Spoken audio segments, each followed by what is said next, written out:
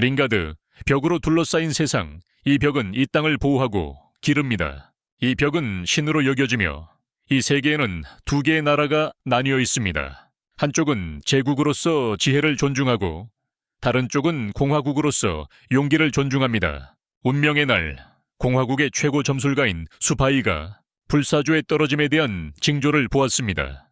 그 장소는 제국의 국경 근처로 여겨졌습니다. 수파이는 사령관 렌에게 왕에게 허가를 요청하라고 말했습니다. 그곳을 점령하기 위해서요. 그러나 장군 차이는 명령이 있기 전에 전투에 나서기로 했습니다. 그곳을 차지하기 위해서 불사조의 징조가 반드시 매우 중요하다는 것을 알고 있었기 때문입니다. 소중한 차이의 군대는 보물이 떨어지자마자 제때 도착했다. 열어보니 안에 여러 개의 반지가 있었다. 그들의 기능은 나중에 분명해질 것이다. 그가 그것을 되찾으려던 찰나 제국의 사람들이 훔치러 왔다. 보물, 수백은 채가 처리할 거라 믿었기 때문에 걱정하지 않았다. 차이가 그 보물더미에서 하나를 가져오라고 불렀습니다. 그들이 방금 얻은 것은 착용자가 한 세트를 얻을 수 있도록 도와주는 반지였다. 가보스. 다른 사람들은 4명이 1명을 상대하기로 계획했다. 하지만 차이는 로봇이 각 사람의 영혼을 나타낸다고 믿었고 그 단조로운 무리는 그에게 상대가 되지 않을 것이라고 생각했다. 차이는 그들을 공중으로 던져버리고 한 번의 동작으로 모두 처치하기 위해 돌진했다. 갑자기 근처에 또 다른 표지가 나타났지만 그들은 그들의 주권이 미치지 않는 지역에 떨어졌다. 수바이는 차이에게 돌아오기를 원했고 그는 스스로 두 번째 표지를 가져가기로 했다. 왕이 그들을 처벌한다면 그가 책임을 지겠다고 했다. 표지가 떨어질 곳은 외딴 마을의 영토였다. 그곳 사람들은 대부분 카우보이였고 1년 내내 높은 산 속에서 살아야 했다. 주변 이 마을도 좋은 형편이 아니었고 주로 채집과 사냥으로 생활했습니다. 하지만 동물이 귀해 가난하게 살게 되었습니다. 수백이 랭과 함께 표지가 떨어질 곳으로 갔습니다. 그 표지는 바로 그 가난한 마을에 떨어졌습니다. 마을 사람들은 이것이 하늘의 보물이라는 것을 알고 모두 안에 음식이 있기를 바랐습니다. 렌과 수백은 마을에 접근하여 그들이 표지를 두고 있는 것을 보았습니다. 한 소녀가 그것이 음식이 아니라는 것을 발견하고 소리쳤고 그 안에서 한 젊은이가 나와 요리하고 있던 남자의 입을 차버렸습니다. 아이들은 그를 음식으로 생각하고 그에게 달려들어 물어뜯으려 했다. 수백은 표지판 안에 사람이 있다는 사실에 놀랐다. 그날 밤 마을 사람들은 젊은 남자에게 이름을 물었지만 그는 기억하지 못했다. 그가 기억하는 유일한 것은 벽의 다른 쪽에서 왔다는 것이었다. 마을 사람들은 이것이 웃긴 일이라고 여겼다. 이 세상은 벽 안에 완전히 포함되어 있었기 때문이다. 하지만 주인공은 그들의 말을 무시하고 벽을 향해 걸어갔다. 벽을 넘어서 수백은 처음으로 벽 밖에도 생명체가 존재할 수 있다는 가능성을 생각해 보았다. 왜냐하면 지금까지 그들의 지식은 항상 벽에 의해 형성되어 왔기 때문이다. 설명할 수 없는 모든 것은 신성한 성격의 벽에 귀속되었다. 벽. 갑자기 한 도둑이 하늘의 보물을 찾으러 왔다. 마을 사람들은 모두 주인공을 가리켰지만 그는 자신 같은 벌거벗은 사람이 보물일 리가 없다고 믿지 않았다. 주인공은 설명하려 했지만 그는 듣지 않았다. 그는 마을을 파괴하기 시작했고 파란 머리 소녀에게 아버지의 유물인 변신 반지를 가져오라고 강요했다. 그녀는 보안관이었기에 마을을 보호할 책임이 있었다. 그녀는 반지를 착용하고 변신했으며 그 모습에 주인공은 혼란스러워했다. 그녀는 보안관이었기에 마을을 보호할 책임이 있었다. 그녀는 반지를 착용하고 변신했으며 그 모습에 주인공은 혼란스러워했다. 마을의 학자가 그에게 반지가 착용자를 이상과 신념과 연결해 준다고 말했다. 그렇게 해서 싸울 수 있는 갑옷을 만든다. 파란머리 소녀의 신념은 그녀가 공격을 저항할 수 있는 능력을 주었지만 도둑은 여전히 그녀를 붙잡았다. 왜냐하면 그의 신념은 적이 더 많이 도망칠수록 그가 더 강해진다는 것이었다. 마을 사람들은 주인공이 파란머리 소녀를 도울 뭔가를 하기를 원했다. 왜냐하면 갑옷이 파괴되면 사용자도 죽기 때문이다. 그는 철상자로 달려가서 반지를 찾기 위해 뒤적였다. 그는 이 반지를 사용할 만큼 강하다고 확신하고 그것을 끼웠다. 그는 성공적으로 멋지고 강력한 로봇으로 변신했다. 그는 싸우러 들어가 도적을 산 아래로 쫓아가게 유인했다. 도적이 공격해올 때 주인공의 몸은 슬라임처럼 부드러워졌다. 슬라임처럼 다시 재구성되면 그는 여전히 싸울 수 있었다. 그는 자신의 신념이 무엇인지 아직 파악하지 못했지만 계속해서 도적을 차다가 반지가 깨져서 도적이 도망가게 만들었다. 반지가 깨져서 도적이 도망가게 만들었다. 서백은 그를 찾아서 이렇게 오랜 시간 동안 버틸 수 있었던 것을 놀라워했다. 평범한 사람이 한두 시간 만에 지치는 것과 달리 기적이었다. 서백은 벽밖에 대해 물어보았지만 그는 벽밖에 무엇이 있는지 기억나지 않았다. 기억나지 않았다. 여기 사람들은 모든 것이 벽 안에 있다고 믿기 때문에 그를 믿는 사람은 거의 없었습니다. 그는 수바이의 설명에 혼란스러워하며 그에게 한 대 쳤고 그로 인해 렌이 그를 공격하러 달려들었습니다. 수바이가 이를 막았고 그는 에이에로에게 매우 흥미를 느끼는 것 같았습니다. 그는 그가 벽을 나갈 수 있도록 도와주고 싶어 했지만 그가 여기에서 며칠 동안 있어야 한다고 했습니다. 마을 사람들은 이제 파란머리 소녀가 괜찮은지 확인하고 있었지만 그녀는 에로를 찾으러 가고 싶어 했습니다. 갑자기 그는 여기로 던져져서 자고 있었습니다. 수바이와 렌이 돌아왔고 렌은 수바이에게 에로와 벽밖에 대해 법정에 가고 싶지 않으면 입 다물라고 했다. 둘은 다시 차이를 만났고 그는 두 번째 보물에 대해 물었다. 수바이가 나중에 설명하겠다고 말했다. 그날 아침 에로는 마을에 통합되었다. 아이들은 그와 놀려고 했다. 보안관은 아틀리로 알려져 있었다. 그녀는 그에게 비트라는 젊은이가 만든 이 옷을 주었다. 그는 마을 재단사였다. 에로는 옷을 칭찬했지만 비트는 에로에게 자신의 집을 고쳐달라고 했다. 그를 위해 임시집을 만들어주고 필요하다면 더 크게 만들어주겠다고 약속했다. 재료, 마을에 사냥꾼도 왔는데 그녀는 엘샤였습니다. 에로를 신뢰하지 않았고 그를 따라오라고 말했습니다. 그녀는 그를 사냥으로 데리고 가서 마을이 어떤지 보여주었습니다. 그들의 마을은 매우 작고 가난해서 다른 곳으로 이주할 수 없었다. 두 큰 나라 간의 전쟁 때문에 여기 머무르면 마을에 더 큰 위험을 가져올 것입니다.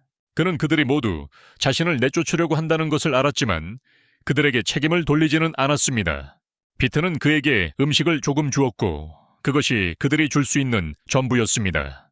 한편 수바이는 왕의 인장을 위조하고 렌과 함께 비밀스러운 곳으로 가서 이 세계의 진실을 알아내기로 했다. 그는 또한 마을을 공격한 도둑이 제국 출신임을 깨달았다. 이전에 도둑은 자신의 패배에 대해 보고했지만 링만 부서졌고 그는 다치지 않았다. 이곳의 공주는 더 많은 이야기를 듣고 싶어 했다. 그녀는 평화를 사랑하는 사람이었고 만약 유혈 사태를 예방할 방법이 있다면 매우 알고 싶어 했기 때문에 궁중 신하들에게 에로를 찾아오라고 요청했다. 그들은 마을에 있는 작은 국가의 대통령을 호출하여 가능하다면 에로를 넘겨달라고 요청했다. 그날 저녁 마을에는 여러 동물들이 돌아왔고 분명 에로가 그들을 위해 사냥한 것일 것이다.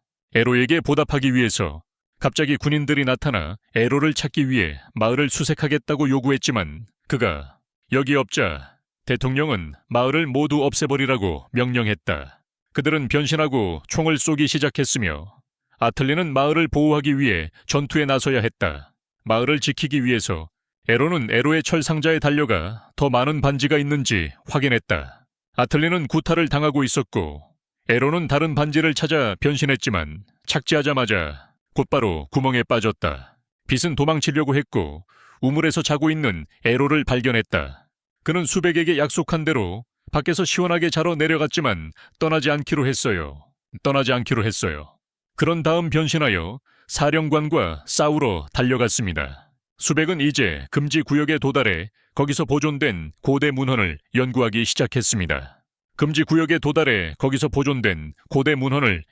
시작했습니다. 엘샤는 목소리를 듣고 그것이 갑옷과 연결되는 데 도움이 되었습니다.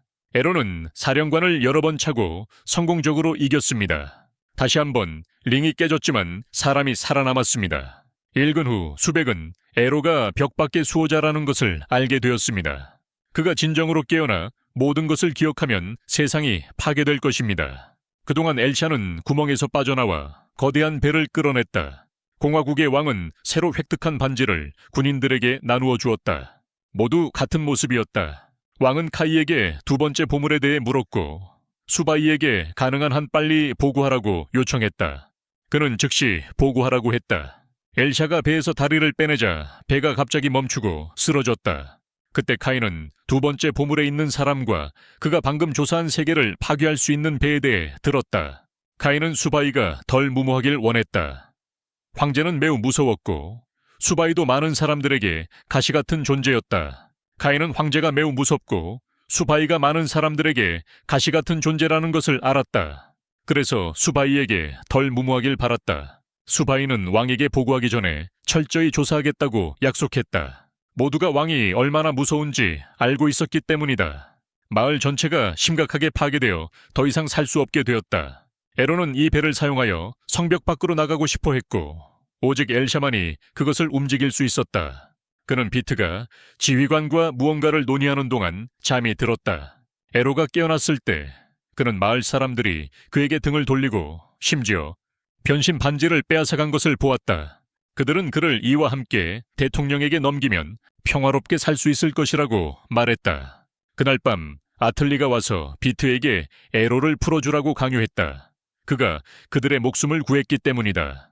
2번 살아갑니다. 하지만 엘샤는 아틀리가 총을 내려놓기를 원했어요. 왜냐하면 군대는 그를 데려가기만 할 것이고 처형하지는 않을 것이니까요. 에어로 역시 아틀리에게 그를 내버려 두라고 했어요. 도망치기보다는 그들과 맞서겠다고 말했죠. 그리고 마을에 영향을 주지 않으려 했어요. 다음 날 엘샤는 로봇으로 변신하여 배를 조종하고 모든 마을 사람들과 에어로를 대통령에게 넘기기 위해 갔어요. 빛은 아틀리에게 싫어한다는 것을 깨닫고 꽤 슬펐어요. 대통령을 만나 에어로를 넘겼을 때 그들은 새로운 정착지로 가는 이 산길을 지나라고 했어요. 모두 그를 완전히 믿고 배에 올라탔다. 비트는 싫어해서 군대에 가겠다고 했다. 온 마을이 산길을 지나고 있을 때 비트는 속아 대포를 쏘게 되었다. 일련의 대포가 발사되어 배 전체가 흙과 바위에 묻히게 되었다. 대통령은 배를 두 나라에 노출시키고 싶지 않았기 때문에 넘겨줘야 할 상황이 올 것이었고 한쪽에 넘기면 다른 쪽에서 가만히 있지 않을 것이었다. 비트는 자신이 속았다는 것을 깨닫고 대통령에게서 반지를 훔쳐 에로에게 던졌다. 그가 우리를 가두고 비트를 데려갔어. 에로는 엘샤에게 깨달음을 주었고 그녀는 다시 하늘로 날아오르기로 결심했어. 사령관은 그들을 쫓기 위해 링을 요청했고 배에 매달렸어. 에로가 전투에 합류하려 할 때 아틀리가 다시 전투에 나섰어. 그녀는 그 사람을 묶어두었지만 그는 격렬하게 흔들리며 그녀의 입에 총을 쐈어. 그녀는 믿음을 바꾸고 총알을 그에게 되돌려 보냈고 에로가 마무리할 수 있게 했어. 그를 처치했어. 마을은 대통령과 군대가 더 이상 그들을 건드리지 못하게 했고 그는 온 마을이 이 나라를 떠나라고 요청했어. 마을은 오랫동안 버려졌기 때문에 그들은 이 배를 그들의 집으로 이제 그들은 에에로가 진실을 말하고 있는지 확인하기 위해 벽을 목표로 삼기로 했다. 진실이라면 그들은 벽 밖에 정착하기로 선택할 것이다. 수바이는 이제 왕에게 보고하며 배와 에에로를 직접 다루겠다고 요청했다. 몇 년 전 카이와 수바이는 모두 마을에서 정부에 팔린 아이들이었다. 아이들은 짐승처럼 우물에 던져졌고 이는 카이를 매우 화나게 했다. 그는 스스로 수갑을 부수고 이 나라를 차지하고 싶어 했다. 그래서 수바이와 카이는 이 나라 전체를 바꾸겠다는 꿈을 키워왔다. 서바이가 에어로를 처리하고 싶었던 이유는 그가 큰 공을 세우면 두 사람이 꿈을 이루는데 방해할 사람이 없을 것이라고 생각했기 때문이다. 그는 카이가 따라오는 것을 원하지 않았다. 다른 사람들이 그가 카이의 공을 훔치고 있다고 말할까 두려웠기 때문이다. 두 사람은 꿈을 실현하기 위해 결심했다. 한편 용병 그룹이 두 나라 사이의 중립지역에 도착하여 제국의 농장을 공격했다. 에어로의 그룹은 이제 두 나라와의 충돌을 피하기 위해 중립 경로를 따라 벽으로 가는 것을 고려하고 있었다. 갑자기 공화국의 병사들이 그들을 공격하기 위해 나타났다. 그들은 공을 던져 에로의 그룹이 왕을 만나게 했다. 그는 이 배를 없애겠다고 결심했고 협상할 기회는 없을 것이다. 협상할 기회는 없을 것이다. 그가 말을 마치자마자 총성이 울렸다. 의사는 그들에게 인근 상인 도시에 잠시 숨어 있으라고 말했다. 아틀리가 길을 안내하고 엘사를 조종사로 에로가 방어를 맡았다. 사바이는 앞서 나온 4명의 용병을 전투에 투입시켰다. 4명은 반지를 끼고 달려나가서 배가 더 이상 날지 못하게 하는 연기를 뿌렸다. 연기를 뿌렸다. 수바이는 이 방법으로 비행선을 저지하려 했고 예상치 못하게 성공했다. 배가 멈추면서 에로와 아틀리가 내려와 싸우게 되었다. 수바이와 렌은 에로를 맞이하러 왔다. 이전에 수바이는 그가 유용할 것이라고 생각해서 도와주었지만 지금은 다르다. 에로는 수바이와 협상하고 싶었지만 실패했고 이제 수바이가 친구인지 적인지 확신이 서지 않았다. 4명은 그에게 수바이가 그를 가루로 만들라고 지시했다고 말했다. 그들은 싸우기 시작하기 전에 자신들을 분명히 소개했다. 모두가 그가 잘 싸우길 바라서 더 많은 돈을 벌 수 있었기 때문이에요. 사실 서바이는 에로의 힘을 시험해보려고 이렇게 한 거였어요. 물론 그는 그에게 관대하지 않았지만 정보가 서바이가 얻어야 할 가장 소중한 것이었어요. 그것은 서바이가 파악해야 할 가장 중요한 것이었어요. 제국 측에서는 국경이 공격당했지만 침략당하지는 않았다는 소식을 들었습니다. 더욱이 그들은 배의 사진을 가지고 있어서 대통령이 반란을 일으키고 있다는 의심을 했어요. 그랬어요. 아틀리는 이제 한 명의 남자에게 끌려 내려와 있었어요. 에로는 나머지 3명으로부터 바람, 물, 불을 이용해 공격받았어요. 엘샤는 영원히 배 위에 머물 수 없어서 역시 싸우러 분리되었습니다. 그녀가 아틀리와 힘을 합치자마자 물 사용자에게 공격받았다. 에로는 그들로부터 무능하고 운만 좋다는 비판을 받았다. 그래서 그는 왜 자신이 주인공인지 보여주며 갑자기 4개의 몸으로 나눌 수 있는 능력을 배웠다. 숫자가 같을 때는 아무것도 그를 괴롭힐 수 없었다. 수바이는 그가 특정한 신념이 없기 때문에 이 능력을 가졌다고 설명했다. 따라서 그의 힘은 무한하며 세상의 종말에 대한 예언이 사실임을 의미했다. 공화국 군인들은 동시에 갑옷을 활성화했다. 하지만 수바이는 버튼을 눌러 모든 링이 부서지게 했다. 그는 렌을 채가두고 에로에게 가서 항복했다. 그는 더 이상 공화국을 섬기는 것을 좋아하지 않았고 에로의 그룹에 합류하고 싶어 했다. 그는 또한 벽 너머에 관심이 있었고 렌과 군인들이 필요했다. 왕에게 반란을 일으켰다고 보고하기 위해 돌아오도록. 렌은 받아들이지 않았지만 이제는 돌아가거나 죽는 것이었다. 모두가 돌아갔고 수바이는 여전히 의심받아 총구가 그에게 겨눠졌다. 마을은 수바이에게 왜 배가 더 이상 날 수 없는지 물었다. 수바이는 땅 아래에 금속 혈관이 있어 배와 함께 반발력을 만들어내어 하늘에서 떠있고 날 수 있게 한다고 설명했다. 이전에 뿌려진 물질이 반발력을 없애버렸고 1시간 후에 사라질 것이라고 했다. 모두가 이전에 속았던 경험 때문에 여전히 수바이를 믿지 않았다. 그들은 수바이가 에로가 했던 방식으로 자신을 증명하기를 원했다. 렌이 돌아와서 수바이의 배신에 대해 카이에게 알렸지만 이유는 몰랐다. 왜인지. 수바이는 이제 배의 제어실로 안내되었다. 10년 전 수바이와 카이는 여전히 노예였고 병사들과 함께 천국의 보물을 찾으러 갔다. 그들은 보물을 찾기 위해 보내줬다. 수바이는 낙하 각도를 계산하고 카이를 이끌어 보물을 찾았다. 그들은 반란 병사들에게 공격을 받았고 카이가 혼자서 모두 처리했다. 황제와 왕의 측근이 나타났다. 신하들은 두 사람이 황제 앞에 나설 자격이 없다고 생각하고 처형을 요구했다. 처형.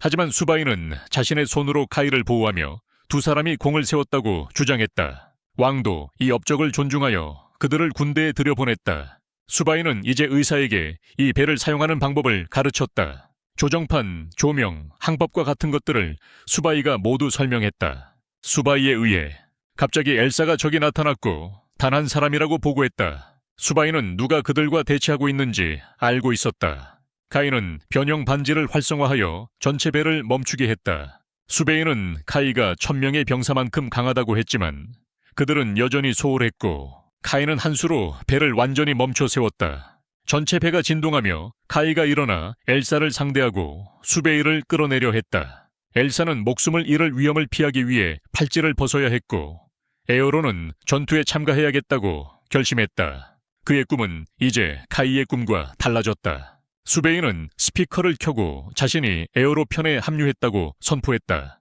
그는 공화국이 가라앉는 배와 같다고 믿었고 다른 배를 찾아야 했다. 그의 꿈은 이제 카이의 꿈과 달라졌다. 에어로도 카이와 맞서게 되었고 변화를 겪었다. 카이는 불꽃검을 활성화해 공격했지만 상처를 입지 않았다. 그러나 그는 검을 휘두르며 에로를 떨쳐냈습니다. 그는 여러 개체로 분열하여 공격해오고 그에게 다가갔지만 그는 몸에서 충격파를 발사하여 에로가 쓰러지게 만들었습니다. 아틀리가 에로를 도와 달려나갔습니다. 마을장은 이것이 수바이와 에로의 잘못이라고 생각했습니다. 그들이 이 상황에 끌려들었기 때문이죠. 하지만 이제 그들이 떠난다 해도 두 나라 모두 이 전함을 위협으로 보았기 때문에 문제가 될 것입니다. 생존할 유일한 방법은 싸우는 것이었습니다. 그는 현재 상황을 탈출하는 방법이 있었고 의사가 그의 지시를 따르도록 필요로 했습니다. 그는 그들이 현재 상황을 탈출할 방법이 있었고 의사가 그의 지시를 따라야 했습니다. 그의 지시를 따르도록 필요로 했습니다. 수베이는 그 다음에 밖으로 나가서 모든 사람이 갑옷을 벗고 이야기할 수 있게 요청했습니다. 에로는 카이가 이렇게 강할 줄 몰랐고 이제 그들의 유일한 선택은 수바이에 대한 신뢰뿐이었다. 수바이는 카이와 협상하기 위해 갔지만 카이는 그의 이기적인 성격에 대해 꾸짖었다. 그들의 약속을 배신하면서 그 상처를 보여주며 수바이를 기억하게 했다. 5년 전 카이가 변신 반지를 받았을 때 그는 유일한 존재였다. 다른 점이 있었기 때문에 그는 장군으로 승진했고 수바이도 최고가 되기 위해 노력했다. 점성가 2명 모두 이 나라를 변화시키겠다고 약속했고 케인은 그를 돕기 위해 이 상처를 만들었다. 수바이의 친절을 기억해. 하지만 이제 수바이는 치유되었고 흉터가 없었다. 그는 더 이상 나라를 바꾸고 싶지 않았고 세상을 바꾸고 싶어 했다. 그가 카이보다 약함에도 불구하고 에로를 선택한 이유는 에로가 카이보다 더 많은 잠재력을 가지고 있었기 때문이다. 그때 카이는 싸우기 위해 검을 뽑았지만 비트는 그에게 총을 겨누었다. 하지만 카이는 그냥 돌아서서 총을 쳐내고 비트에게 고통스러운 한 방을 날렸다. 하지만 에로가 다시 싸우러 돌아왔다. 그는 링에 다시 들어가 변신하기 위해 연막을 쏘았다. 카이는 싸우고 싶어 했지만 수바이는 의사에게 포를 쏘라고 말했다. 궁전까지 닿을 수 있었고 카이가 마지못해 돌아오는 데는 두 번째 총성이 필요했다. 카이는 마지못해 돌아왔다. 에로는 카이가 수바이의 가장 친한 친구라고 생각했지만 그의 바람을 이해하지 못했다. 하지만 이제 카이는 수바이를 가장 큰 적으로 보고 있었기에 결코 그를 무너뜨리려는 노력을 멈추지 않을 것이다. 수바이는 카이에게 맞서기 위해 계속 노력할 것이다. 수바이는 여전히 흉터가 있었지만 그걸 가리기 위해 붙여놓기만 했다. 수바이는 의사가 매우 잘 행동했다고 생각했다. 처음에는 진짜 총알 대신 빈탄을 쏘았고 폭발은 수바이가 설치했다. 그것이 카이를 물러나게 할 유일한 방법이었다. 그것이 카이를 물러나게 할 유일한 방법이었다. 그날 밤 왕은 카이가 실패했다는 소식을 들었고 그래서 카이를 잠시 처벌하기로 했다.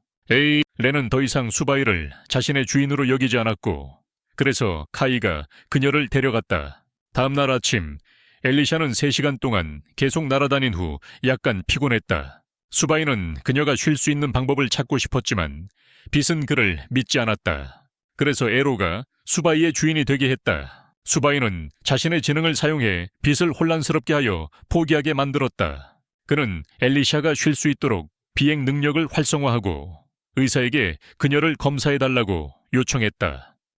그들은 엘리샤가 괜찮다는 것을 확인했고 배는 무언가가 멈출 때까지 계속 날 수 있었다. 그거야.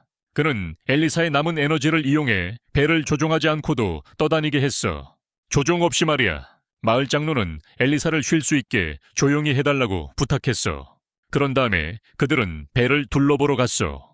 그 배는 매우 넓고 수백 명이 편안하게 살 수 있을 만큼 충분히 컸어. 더구나 이곳은 그들이 살던 곳보다 더 편리하고 현대적이었고 여기 있는 무기들도 그들의 옛 총보다 훨씬 좋았어. 카이는 임무를 실패한 대가로 무거운 바위 밑에 눌려서 처벌받고 있었어. 그의 고통이야. 카이는 이것을 자신의 힘과 자아 믿음을 키우는 훈련으로 보았다. 장관이 그를 찾아와 황제가 반란군을 진압하러 떠났다고 전했다. 그래서 이제 그 궁정에는 최고의 권위를 가지게 되었다.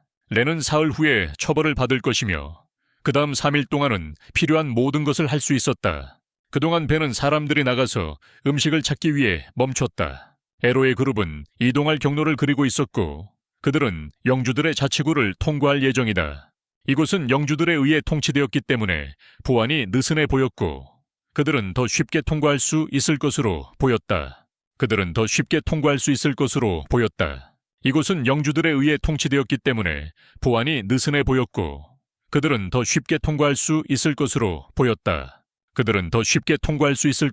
보였다. 엘리는 음식을 충분히 먹었다고 발표한 후 그들은 계속 길을 나섰다. 그날 오후 그룹은 한 영주의 영토를 지나고 있었고 로봇에 의해 막혔다. 그들은 이 사람이 카이만큼 강하다고 생각했지만 에로가 나서서 그들을 구했다. 그 그룹은 이 사람이 10대 소년이라는 것을 발견했다. 그 소년이 배고파 보이자 그룹은 그에게 음식을 주고 집으로 데려갔다. 소년은 그 그룹이 음식을 주었기 때문에 좋은 사람이라고 다른 친구들에게 말했다. 그들은 음식을 줬기 때문이다. 소년은 그곳의 상황에 대해 이야기했다. 그들은 동물처럼 대우받았고 일부는 채소로 변해버렸다. 주님의 장소에서 실험을 받게 되는 것, 음식과 쉼터가 있다고 생각했지만 실험 대상이 되었다. 그 그룹의 두 사람이 변신 반지를 훔쳐 연구구역을 파괴하고 탈출해 다른 사람들을 구했다. 아이들은 에로에게 도움을 요청했다. 그는 그들이 그룹을 따라오도록 허락했지만 그들은 이 곳을 지키고 싶어 했다. 갑자기 주님이 나타나 문제를 일으켰고 에로는 뛰어나가 몇 번의 움직임으로 정리했다. 그 후 그는 그들을 쫓아내고 아이들에게 저녁을 주었다. 그는 파란머리 소년을 찾았고 자신에 대해 완전히 비관적이었으며 에로가 여기서 그들을 보호해 줄 것이라 희망했습니다. 하지만 그는 돌아섰습니다. 그런 다음 비트와 수바이와 함께 영주님의 곳으로 갔습니다. 새벽녘 모두 3명과 영주의 사람들이 아이들의 농장에 공격을 가하기 위해 돌아왔습니다. 그는 그들에게 등을 돌린 이유로 이 지역의 지도를 얻어 벽으로 징역하기 위함이라고 말했습니다. 마을장도 에로가 곧 진짜로 배신할 것이라고 생각했습니다. 수바이는 영주에게 변신 반지를 꺼내라고 말했습니다. 아이들이 이를 알아차렸고 파란머리 소녀는 더 이상 약해지지 않기로 결심하고 싸우러 달려나갔습니다. 소녀는 연기를 내뿜으며 에로에게 주먹을 날리러 달려갔고 수바이는 아이들이 링을 가져올 수 있도록 불빛을 비췄다. 아이들이 링을 가져올 수 있도록 그들은 변신하여 군주를 압도할 수 있었고 에로도 싸움을 멈췄다. 수바이는 지도를 외워서 군주를 속인 것으로 볼 수 있었다. 그래서 수바이는 아이들이 스스로 방어할 수 있는 무기를 얻도록 도왔고 그들이 이 공동의 집을 위협하는 자들에 맞서 강해지도록 도왔다. 그 후 그룹은 여정을 계속했고 수바이는 에로가 입을 다물고 있는 것도 영리하다고 생각했다. 하지만 그는 이 계획을 세운 사람으로서 가장 큰 공이 있다고 여겼다. 가장 큰 공이 있다고. 에로의 그룹은 그들을 쫓고 있는 군대를 발견했지만 이 군대는 어리석지 않을 것이다. 중립구역과 교차하는 벽 근처에서 그들을 공격하기에는 충분했지만 그것은 금기였다. 그러나 공화국의 왕은 법에 어긋나더라도 그들을 공격할 준비가 되어 있었으므로 그들은 벽을 빨리 허물고 먼저 떠나야 했다. 갑자기 아이들이 뛰어와서 절반의 마을 주민들과 마을창이 떠나고 싶어 한다고 보고했다. 그들의 믿음은 벽을 허물면 저주를 받을 것이라는 것이었다. 그들은 평생을 안에서 살았고 이제 밖에서 살 수 없었다. 하지만 나머지 절반은 여전히 더 나은 곳을 찾아갈 준비가 되어 있었다. 그렇지만 나머지 절반은 여전히 더 나은 곳을 찾아갈 준비가 되어 있었다. 영주가 공주에게 보고했지만 그녀는 아이들에게 실험을 하다니 그에게 화가 났다. 그녀는 울면서 돌아섰고 그가 떠나면서 공주가 너무 약하다고 생각했다. 대가로 기병대 대장이 그녀를 울게 한 죄로 그의 손 하나를 잘라갔다. 그 후 그녀는 2명의 신하가 그녀에게 질문하는 소리를 들었지만 그녀는 자신의 생각과 입장을 가지고 있었고 그들을 괴롭히는 배를 제거할 준비가 되어 있었다. 한편 에로의 그룹은 벽에 도착해 그것을 부술 준비를 했다. 그는 로봇으로 변신해 공격을 감행했지만 전혀 효과가 없었다. 아틀리도 도와야 했지만 효과가 없었다. 수바이는 이 벽에 대해 실험한 사람이 없었기 때문에 이유를 알지 못했다. 한편 렌은 수바이가 남긴 모든 정보를 찾으려 했고 그가 궁전에 심어둔 폭탄을 발견했다. 거기서 왕의 신하도 곧 수바이가 폭탄을 심었다는 사실을 알게 되었고 이전에 그들을 속였지만 그는 여전히 중립조약 때문에 여기서 지휘관이 공격하도록 허락하지 않았다. 조약 때문에 수바이는 이제 배의 대포를 사용하는 방법을 알아내고 벽을 향해 발사했지만 아직도 전혀 효과가 없었다. 갑자기 벽에서 2개의 촉수가 자라기 시작하더니 그들을 튕겨냈다. 공화국 쪽으로 사령관은 이를 기회로 삼아 부대의 공격을 명령했다. 그는 북부 공화국의 장군으로 에로와 수바이의 머리를 왕에게 가져다 줄 것이다. 그는 급히 올라가 에로를 배에서 끌어내렸다. 싸우기 위해서였다. 아틀리는 저항하려 했지만 소용이 없었다. 그러나 그는 여전히 에로의 점액 같은 몸을 공격할 수 없었기에 사람들에게 해야 했다. 가스를 방출하여 반발력을 없애고 우주선이 떠나는 것을 막아야 했습니다. 엘샤는 수바이의 말대로 거기서 머물러야 했으므로 아틀리는 배로 돌아가서 방어해야 했습니다. 사령관은 특수기술을 사용하려던 찰나 로봇이 어디론가 날아와 그의 무기를 훔쳤습니다. 그 사람은 제국 측의 여성 사령관이었습니다. 그녀가 영토를 침범하는 줄 알았지만 규칙에서는 지상에서의 침범만 금지되어 있었고 그녀는 비행 중이었으므로 침범으로 간주되지 않았습니다. 수바이는 제국이 비행 로봇에 대한 비밀을 유지해 법을 피하려 했다고 밝혔습니다.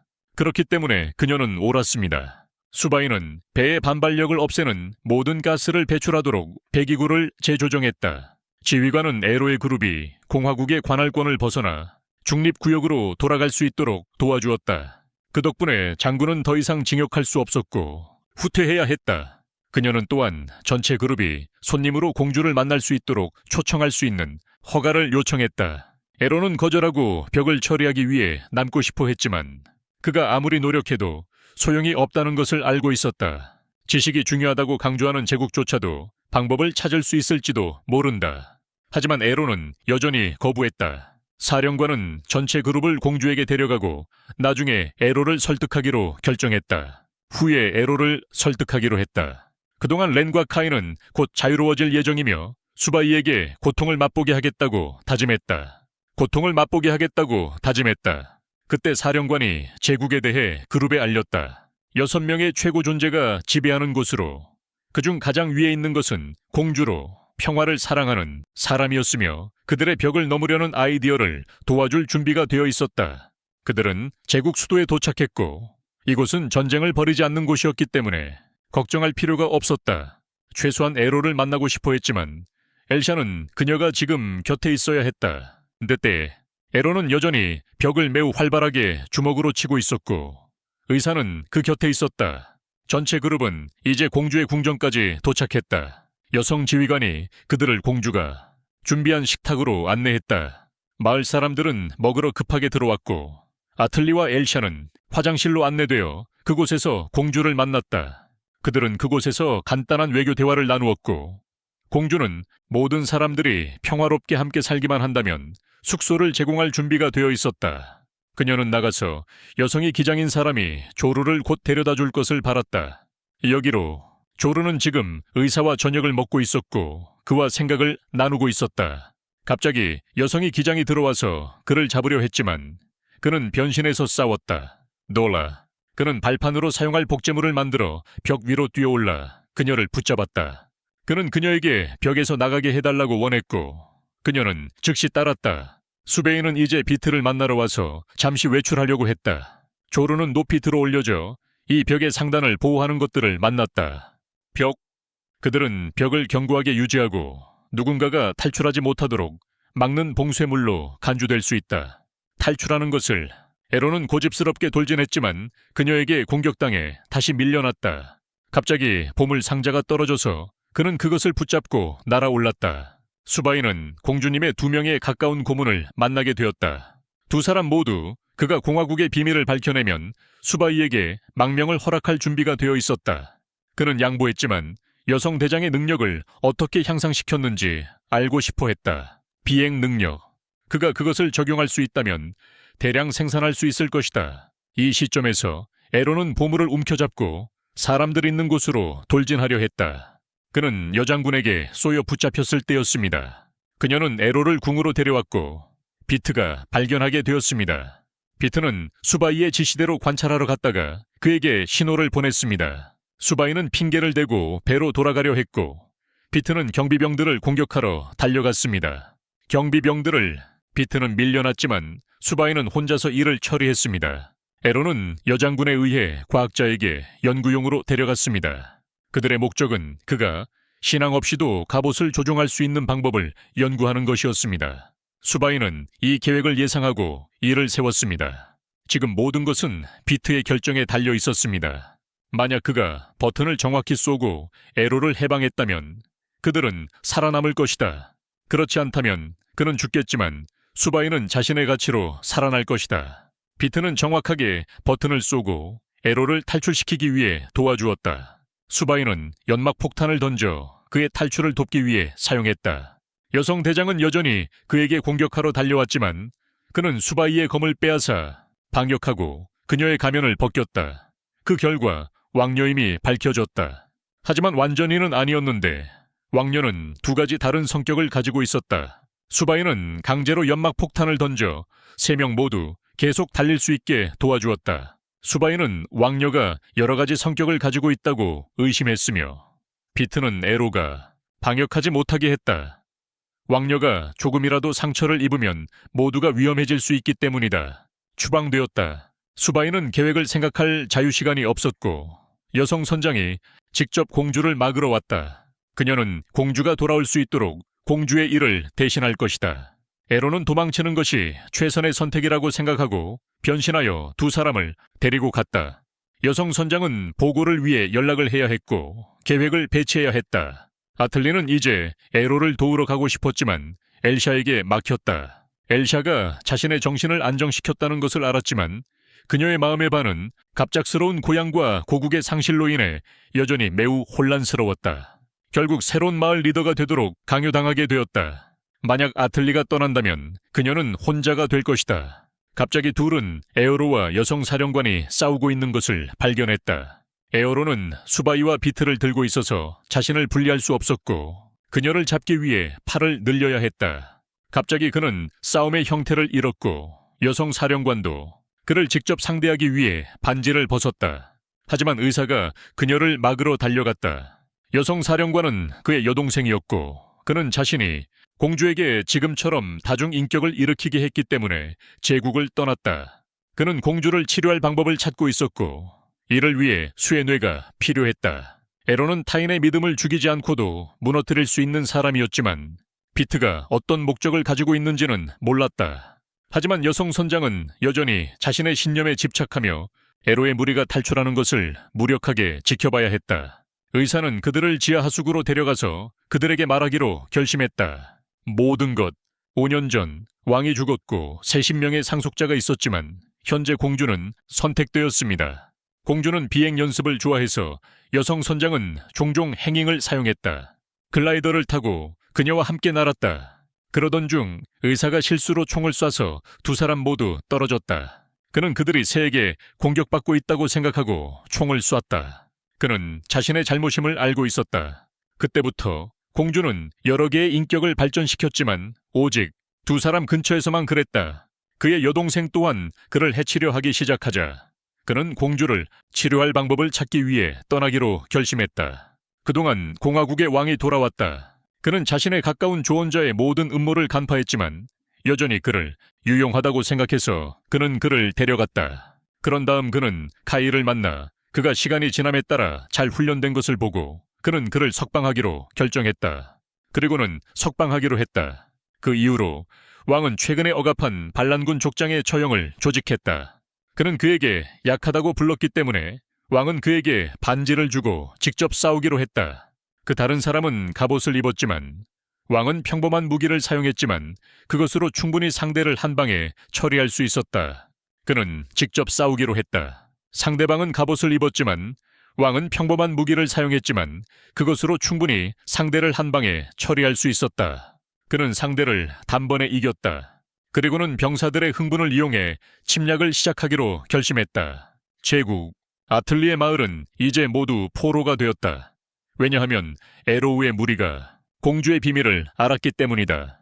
여장교는 공주를 지키기 위해 모든 것을 다 하겠다고 맹세했다. 공주를 갑자기 공화국의 왕이 메시지를 보내며 모래 침략하겠다고 발표했고 하루 안에 항복하라고 요구했다. 공주는 갑자기 성격이 변해 그에게 도전을 선언했다.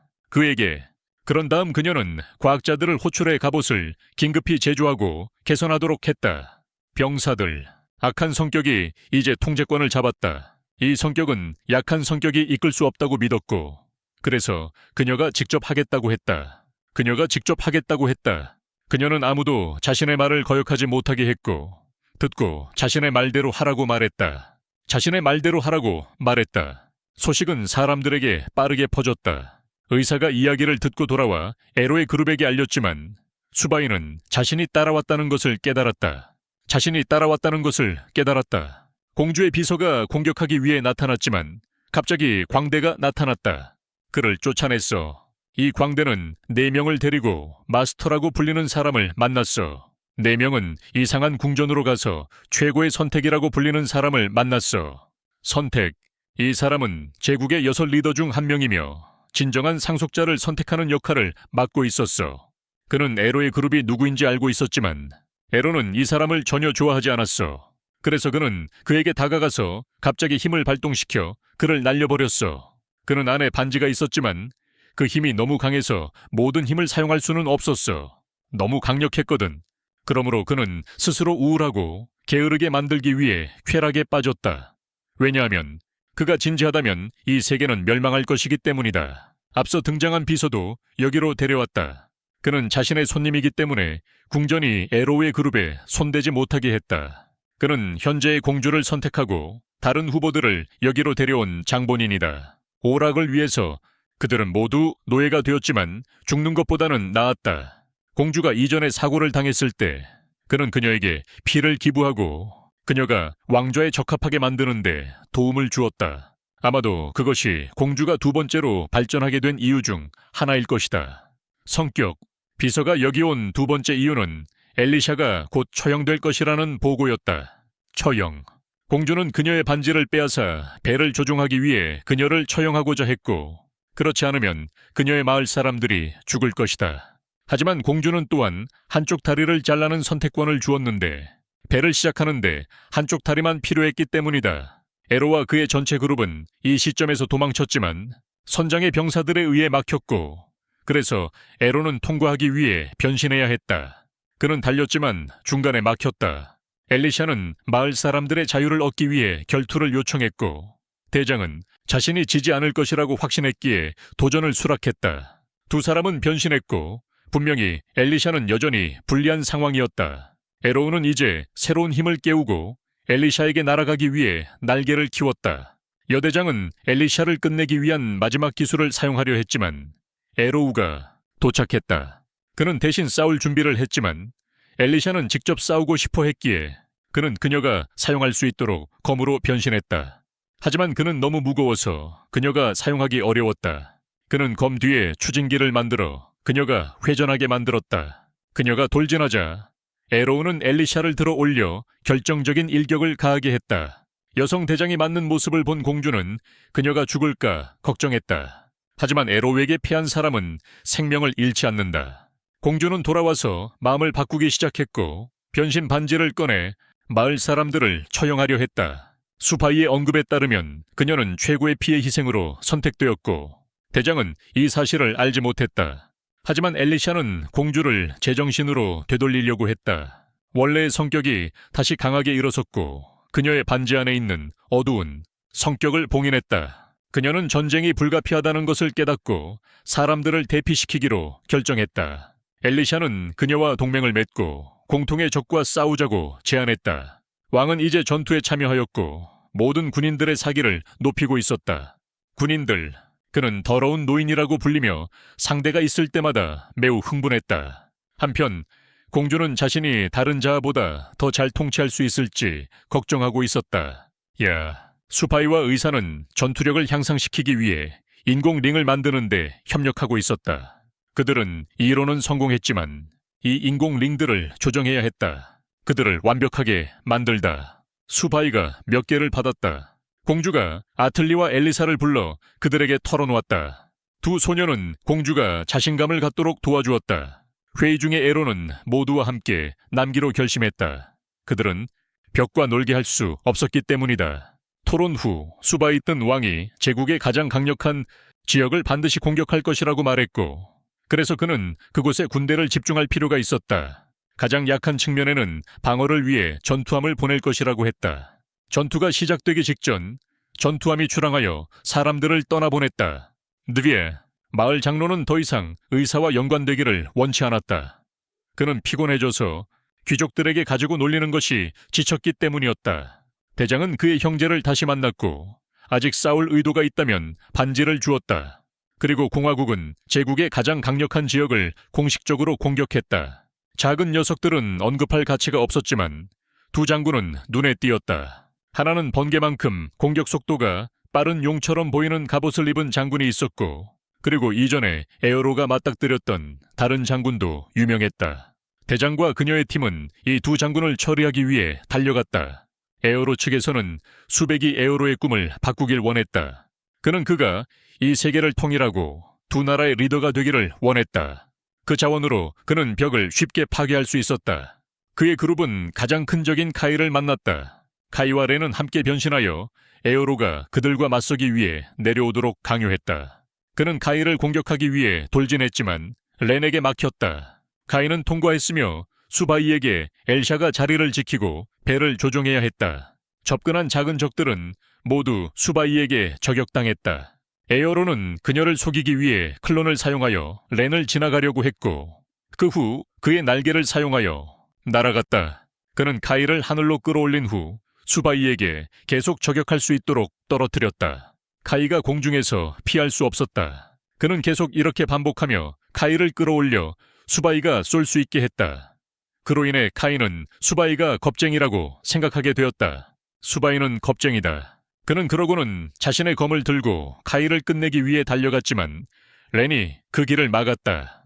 그녀는 갑옷을 잃고 그에게 뛰어올라 자살 폭탄을 포옹했다. 그는 그녀의 기폭 장치를 비활성화하기 위해 반지를 제거해야 했다. 그는 손에 찔렸지만 그녀를 주먹으로 쳐서 정신을 차리게 했다. 그 후 그는 아틀리에게 사용되기 위해 검으로 변신했다. 그녀는 회전하며 적군을 쓸어내기 위해 그를 던졌다. 카이도 너무 많은 공격을 받아 쓰러졌다. 다른 전장에서 전투는 여전히 치열했고 왕은 더러운 속임수를 써서 대장을 물어뜯어 그녀를 궁전으로 내던지게 했다. 카이가 패배했다는 소식을 듣고 그는 퇴각하기로 결심했다. 수바이는 카이가 처리되지 않은 것에 대해 에로를 탓했지만 그는 카이가 살아남기를 원했다. 그가 통일자가 되었을 때 그를 친구로 여길 수 있도록. 카이는 이후 캠프에서 깨어났고 패배에 여전히 쓴맛을 느끼고 있었다. 에로는 손을 붕대 감기 위해 데려가줬다. 수바이는 그에게 믿음 입자라는 것에 대한 여러 이론을 설명하며 그의 손 부상이 이제 그가 조심하지 않으면 단순히 그들의 반지를 파괴하는 대신 다른 사람들을 죽일 수 있었다. 그들은 전략을 세우며 공화국을 산길로 유인하여 공격하고 낙석으로 왕을 무너뜨릴 계획이었다. 그러자 사람들은 전쟁에 반대하며 공주가 그들을 안심시키기 위해 나타나도록 강요했다. 그들은 그녀를 신뢰하기로 선택했지만 대장은 이 패배에 부끄러움을 느꼈다. 그 순간 렌은 장군과 훈련 중이었고 왕이 그녀를 찾으러 왔다. 그녀가 더 강해지고 싶어 한다는 것을 알고 그는 그녀를 묶고 던져버렸다. 폭포에서 혼자 살아남기 위해 노력했다. 그녀는 수면 위로 올라와 입으로 나무 뿌리를 붙잡았다. 비트는 이때 무언가를 하고 싶어 했고 수바이에게 반지를 요청했지만 먼저 배의 포를 사용하는 법을 배우고 싶어 했다. 갑자기 에로가 도착해 수바이에게 왜 그렇게 열심히 이기려고 하는지 물었다. 다음날 아침 전함 전체가 공화국 군대를 포위하는 데 성공했지만 쉽게 저지되지 않았다. 다시 한번 카이가 혼자 나타나 변신했지만 여전히 부상당한 상태였다. 그래서 아틀리는 먼저 공격하고 에로에게 비트가 발사할 수 있도록 하늘로 쏘게 했다. 카이는 격추당하고 일부 병사들에게 처치당하게 되었다. 에로의 그룹은 남은 측면을 돕기 위해 진격했다. 이때 대장은 왕의 존재에 약간 위축되기 시작했다. 렌이 돌아왔고 각성을 하여 왕이 그녀에게 또 다른 반지를 주었다. 그녀는 다시 카이를 찾으러 갔다. 카이는 몇몇 병사들에게 맞고 있었고 렌이 도착했을 때 이게 그의 여행의 끝일 것이라고 생각했다. 그녀는 이제 새로운 힘을 가지고 있었고 카이에게 자신의 날개를 이용해 싸우기를 원했다. 하지만 카이는 여전히 자신의 자존심이 강했고 싸우고 싶지 않았다. 렌은 그가 그 존엄성을 버리고 모든 것을 다해 싸우도록 주먹을 날렸다. 그가 수바이처럼 행동했듯이 그 역시 각성을 하고 렌과 합쳐 날개를 달고 추격하기로 결심했다. 전함이 지원하러 도착했을 때 선장은 거의 기진맥진했다. 에어로가 공격할 준비를 하려던 찰나 카이가 그를 발견했다. 카이는 자신이 이제 에어로와 다를 바 없다고 믿었다. 그는 하늘에서 그를 쳐내고 엘리샤를 공격하기 위해 돌진했다. 그녀는 배에서 떨어져 무용지물이 되어 전투에 쓸모가 없었다. 전투를 위해서 말이다. 에어로는 그와 싸우기 위해 모든 힘을 쏟기로 결정했다. 하지만 그는 손에 들고 있던 검을 사용하려는 순간 갑자기 고장이 났다. 렌은 이것이 자신이 입힌 상처 때문일 수 있다고 깨달았지만 그래도 그들은 에어로에게 어떠한 자비도 보여주지 않을 것이므로 그 역시 모두를 위해 최선을 다해 싸우기로 결정했다. 둘 다, 아래의 두 소녀는 이제 2명의 노련한 장군을 마주하고 있었고 에로는 카이의 칼날에 맞서 그의 손만 사용하세요. 그는 힘을 모으기 위해 후퇴한 뒤 지휘관이 개입했을 때 에어로에게 돌진했다. 그를 위해 공격을 막아줘. 두 소녀들은 이제 부대장의 충실한 부하들로부터 지원을 받고 있었다. 그들은 모두 오해와 감금으로 인해 사과하고 있었다. 선장은 에어로가 팔로 힘들어하는 것 같다는 것을 보고 그에게 날아오르라고 했다. 그는 이해하고 따랐고 카이와 렌은 하늘에서 그들을 기다리고 있는 것이 무엇인지 전혀 알지 못했다. 둘은 돌아서 카이와 렌을 하늘에 한정된 물체로 밀어넣었고 선장은 그들을 처리할 기회를 잡고 싶어 했다. 하지만 에어로는 그들을 모두 죽이는 것을 두려워해서 그들을 살릴 기회를 주었다. 수바이는 그에게 선장이 사용할 수 있도록 검으로 변신하라고 했고 그는 그렇게 했다. 그래서 4개의 합쳐진 존재들 간의 전투가 시작되려 하고 있었다. 갑자기 공주가 그 전투가 국민들에게 방송되고 있음을 발견했다. 그 방송을 하고 있는 것은 최고 선택이었다. 갑자기 카이와 렌이 분리되었고 에로는 렌을 쫓기 위해 로봇으로 변신해야 했다. 로봇으로 변신하여 렌을 쫓기 위해 카이는 선장의 다리를 잡기 위해 와이어를 던졌고 그녀에게 전류를 흘려보내 충격을 주었다. 그녀를 놀라게 했다. 에로는 그녀를 지원하고 카이를 다른 곳으로 끌고 가기 위해 다이빙해야 했다. 여자 둘은 서로를 상대해야 했다. 비트나우는 엘리샤가 더 이상 없기 때문에 스스로 배를 조종해야 했다. 조종해 공주는 더 이상 앉아서 지켜보지 않기로 결심하고 전장에 나서기로 했다. 전장에 그녀는 그 어두운 본성을 억제할 수 있다고 확신했다. 에어로는 카이를 푸른 하늘로 데려갔고 카이가 정신을 차리고 수바이를 이해하기를 원했다. 수바이가 모든 것을 배신한 이유는 그가 광활한 세상을 보고 싶었기 때문이다. 벽의 저편을 보고 그 벽을 만든 사람과 에어로를 이곳에 보낸 사람이 누구인지 알기 위해서. 그런데 렌이 돌진하여 공격하고 다시 한번 카이와 합쳤다. 그들은 에로를 땅에 던졌고 오직 자신만의 이익을 위해 벽 밖으로 돌아가고 싶어하는 이가 사람들의 고통을 이해할 수 없다고 믿었다. 그는 그를 끝내려 할 때 공주가 갑자기 나타났다. 그녀는 카이 앞에 섰고 그가 무엇을 하든 그녀를 공격할 수 없었다. 그녀는 자신의 힘을 사용하여 모든 아군을 치유하고 에로가 전투에 복귀하도록 도왔다. 사람들은 기뻐했지만 황제는 이제 그가 전투에 참여할 시간이 되었음을 알았다. 그는 한 번에 10개의 반지를 착용하고 곧바로 전장으로 돌진했다. 우리 군대가 적을 산길로 몰아넣고 있을 때 황제가 도착한 그는 그 장소가 너무 좁다는 것을 발견하고 손을 한번 흔들었다. 그러자 양쪽에 산이 날아갔다. 그들의 폭탄 계획은 실패했고 이제 그들은 이 괴물과 직접 맞서야 했다. 대장은 공격하려 했지만 그에게 단단히 붙잡혔다. 에로가 그녀를 구하려 했지만 둘 다 던져줬다. 그가 다시 휘두르자 뒤에 있던 모든 사람들이 날아가고 공주만 남았다. 그녀는 에로와 대장을 회복했지만 그는 그녀를 향해 곧바로 나아갔고 그녀의 악한 본성이 돌아오기를 원했다. 그녀는 끊임없이 압박을 받았고 다시 그 악한 자아를 잃었다. 그녀는 이 더러운 노인이 자신을 자극한 것을 후회하게 만들겠다고 선언했지만 그때 그녀는 상황은 이제 매우 불안정해졌고 배는 움직일 수 없었으며 공주는 여기서 미쳐버렸다. 수바이는 여전히 아무 말도 하지 않았고 이는 그가 해결책을 찾는데 매우 집중하고 있음을 증명했다. 공주는 공격하기 시작했고 왕은 방어를 위해 방패만 들 수 있었다.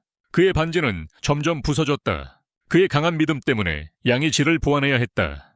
공주는 발을 들이래박아 방패층을 뚫고 그가 이전에 선언한 대로 그녀의 신발을 핥게 만들었다.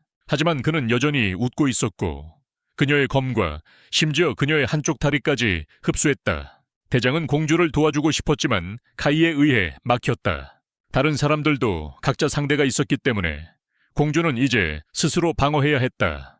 혼자서. 공주는 그러고는 양쪽 군인들이 싸우고 있는 지역으로 달려갔다. 싸우고 있는 곳으로 그녀는 적군과 아군 모두를 처치하며 힘을 흡수했다. 사람들은 공주가 너무 무섭다고 생각했지만 다른 이들은 아무것도 할 수 없었다. 왜냐하면 이것은 최고 선택에 의해 결정되었기 때문이다.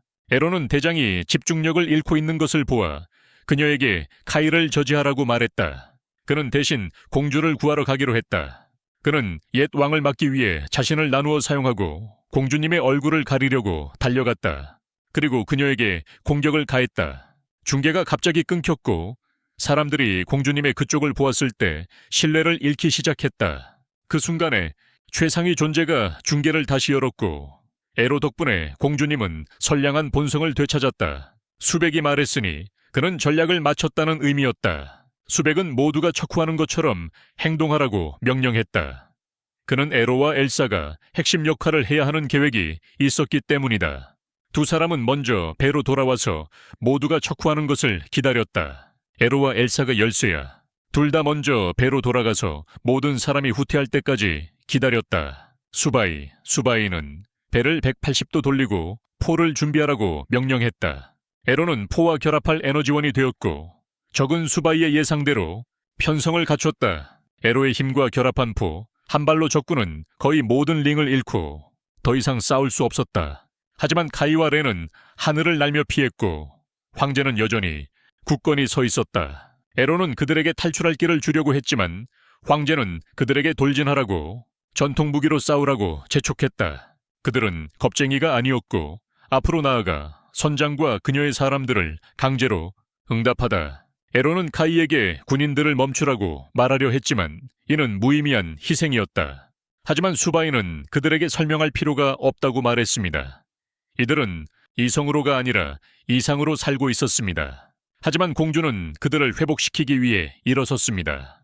그녀는 더 이상의 유혈 사태를 원하지 않았기 때문에 그들이 공격할 의도를 포기할 때까지 치유할 것입니다.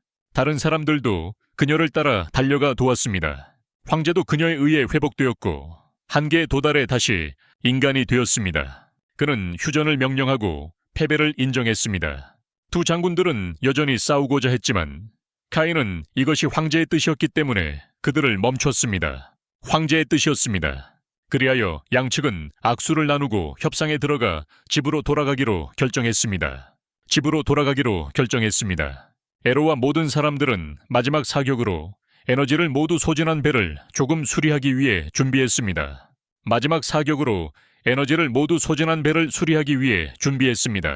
공주와 선장은 먼저 돌아갔습니다. 그녀는 사람들에게 자신의 두 번째 인격에 대해 알리려고 계획했지만 도착하자마자 그들은 그 악한 인격을 생각하며 돌을 던졌습니다. 그것이 그녀의 진정한 본성이었다. 에로의 그룹은 이제 승리를 축하하고 있었고 소녀들은 성벽으로 돌아갈 계획을 세우고 있었지만 이제 그들은 아무것도 할 수 없었고 수바이는 여전히 에로가 왕이 되는 생각을 고려하길 바랐다. 대장은 화난 군중에서 공주를 데리고 나가야 했다. 그들은 변신 반지를 어디서 얻었는지 몰랐기 때문이다. 엘리는 이제 전투에서 꽤 무력하다고 느꼈지만 엘리샤는 그녀가 항상 먼저 행동하는 사람이었으니 그렇게 자신을 과소평가해서는 안 된다고 생각했다.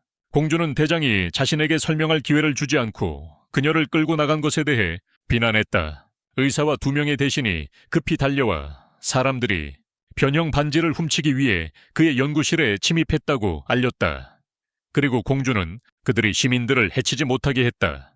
그때 대장은 이 정보를 유출한 것이 최고의자라는 것을 알게 되었다. 공주는 사람들에게 설명하러 가고 싶어 했지만 갑자기 기절했다. 그녀의 방으로 옮겨진 후 대장은 공주가 또한 부상당했음을 깨달았다. 수바이에게는 이제 배를 복구하는데 하루 이상이 필요했다. 갑자기 그들은 이상한 로봇에게 공격을 받았다. 에로는 그것을 처리하러 나가야 했지만 그들은 로봇의 완전한 형태를 볼 수 없었다. 상대방 에로가 자신을 나누어 상대를 막으려 했지만 공격자는 사라졌다. 한편 사람들은 쿠데타를 일으켜 공주를 강제로 나오게 해서 설명하게 했다. 경장은 공주를 호위했고 그녀가 말하려는 순간 에로의 로봇이 날아와 사람들에게 발을 내디뎠다. 몇몇 명이 죽었고 경장은 행동을 취해야 했다. 하지만 이 에로는 도망쳤다. 소동꾼이 자신을 사칭하고 있다는 것을 밝혔다. 공주의 시녀들은 모두 이 음모의 배우자를 알고 있었다. 그녀는 인형을 만들어 사람들을 선동하여 공주가 이단 에로 그룹을 나라로 데려온다고 알렸다. 그래서 이제 그들은 마을 사람들을 추적하고 있었다. 공주는 사람들을 진정시킬 수 없었고 최고가 나타나 가장 잘생긴 모습으로 변신하여 사람들과 소통했다. 그는 공주의 칭호를 박탈하고 사람들에게 그녀를 처형하라고 말했다. 대장은 사람들을 막았지만 비서는 사람들에게 공주를 체포하게 했다. 대장이 공주를 데려가고자 했지만 그 광대에 의해 막혔다. 결국 공주는 포로로 잡혔고 의사는 최고를 찾으러 갔다. 그는 자신의 목적이 전쟁을 계속 일으키는 것이라고 밝혔고 공주의 평화 스타일을 싫어했다. 그는 또한 의사가 실수를 저지르고 공주를 글라이더에서 쏘게 만든 사람이다. 그는 자신의 팔찌를 활성화하고 저항하려 했지만 막기만 하며 심하게 얻어맞았다. 탈출할 방법을 찾지 못하고 그는 가장 좋은 선택으로 도망쳤다. 공주가 처형당할 위기에 처했을 때 에로가 제때 도착해 그녀를 구했다. 그는 또한 의사의 보고 덕분에 자신이 임퍼소네이트 됐다는 사실도 알고 있었다. 수바이는 배를 수리하기 위해 10배 더 열심히 일하고 있었다. 에로는 마을 사람들을 찾고 싶었고 광대는 선장이 처리할 것이다. 의사는 마을 사람들이 대피한 건물을 배로 옮기고 있었다. 그때 사람들이 그를 찔렀다. 그는 마을 사람들을 최대한 멀리 데려가려 했고 막기 위해 뒤로 물러섰다. 하지만 그는 반복적으로 찔렸다. 에로가 마을 사람들을 처리하러 왔지만 의사는 더 이상 구할 수 없었다. 그는 공주에게 최고 지도자를 조심하라고 경고한 후 세상을 떠났다. 비서가 공주를 돌려달라고 요구하러 왔습니다. 이는 내부 국가 문제였기 때문입니다. 사건. 하지만 앤리는 그녀의 배와 사람들도 독립국가라고 선언했다. 그녀는 그들의 후원자인 공주가 해를 입지 않도록 했다. 그때부터 2달이 지났다. 왜 2달 동안 보물이 떨어지지 않았는지는 아무도 몰랐다. 동시에 공화국의 군사력은 상당히 감소했다. 하지만 무엇보다도 그들은 2개의 주요 국가에 의해 독립국가로 공식 인정받았다. 아틀리는 2달 전 최고가 그들을 독립국가로 만들기를 원했기 때문에 그들을 떠나라고 명령했기 때문에 여왕이 되었다. 국가가 많을수록 전쟁은 더욱 커질 것이다. 그 후배는 정착할 장소를 선택하고 농업을 시작했다. 사람들은 더 이상 배고프지 않았고 모두 누가 통치자가 되어야 할지를 생각하고 있었다. 통치자가 모두가 거절할 이유가 있었기에 아틀리가 선택되었다. 어느 정도의 숙고 후 최고 통치자는 지루함을 끝내기 위해 다시 사람들에게 이야기하기로 했다. 그날 서명식이 이 배에서 열렸다. 공화국의 왕이 초대되었고 비서였던 현재 제국의 황제도 함께 참석했다. 이전 대통령도 초대되었고 한때 거부당했던 이 마을이 이렇게 커졌다는 것을 믿을 수 없었다. 또한 이 마을이 이렇게 성장했음을 믿기 어려웠다. 한때 거부당한 이 마을이 이렇게 크게 성장했음을 믿을 수 없었다. 이 마을이 이렇게 커졌다는 것이 믿기지 않았다. 황제가 제국에 들어올 때 공주이자 지금은 의회 회원인 피네를 명백히 경멸하는 태도로 대했죠. 대장은 여기 참석한 모든 종속국이 자국을 선택했다고 보고했습니다. 선장은 여기 있는 모든 봉신들이 자신의 의지로 복종하기로 선택했다고 알렸습니다. 그들의 나라이기 때문에 만약 어떤 나라가 공격할 의도가 있다면 그들은 이를 보호할 것이다. 신하들, 그녀의 지휘해 있던 기갑 사단이 다시 그녀를 따를 것이다. 제국을 떠나세요.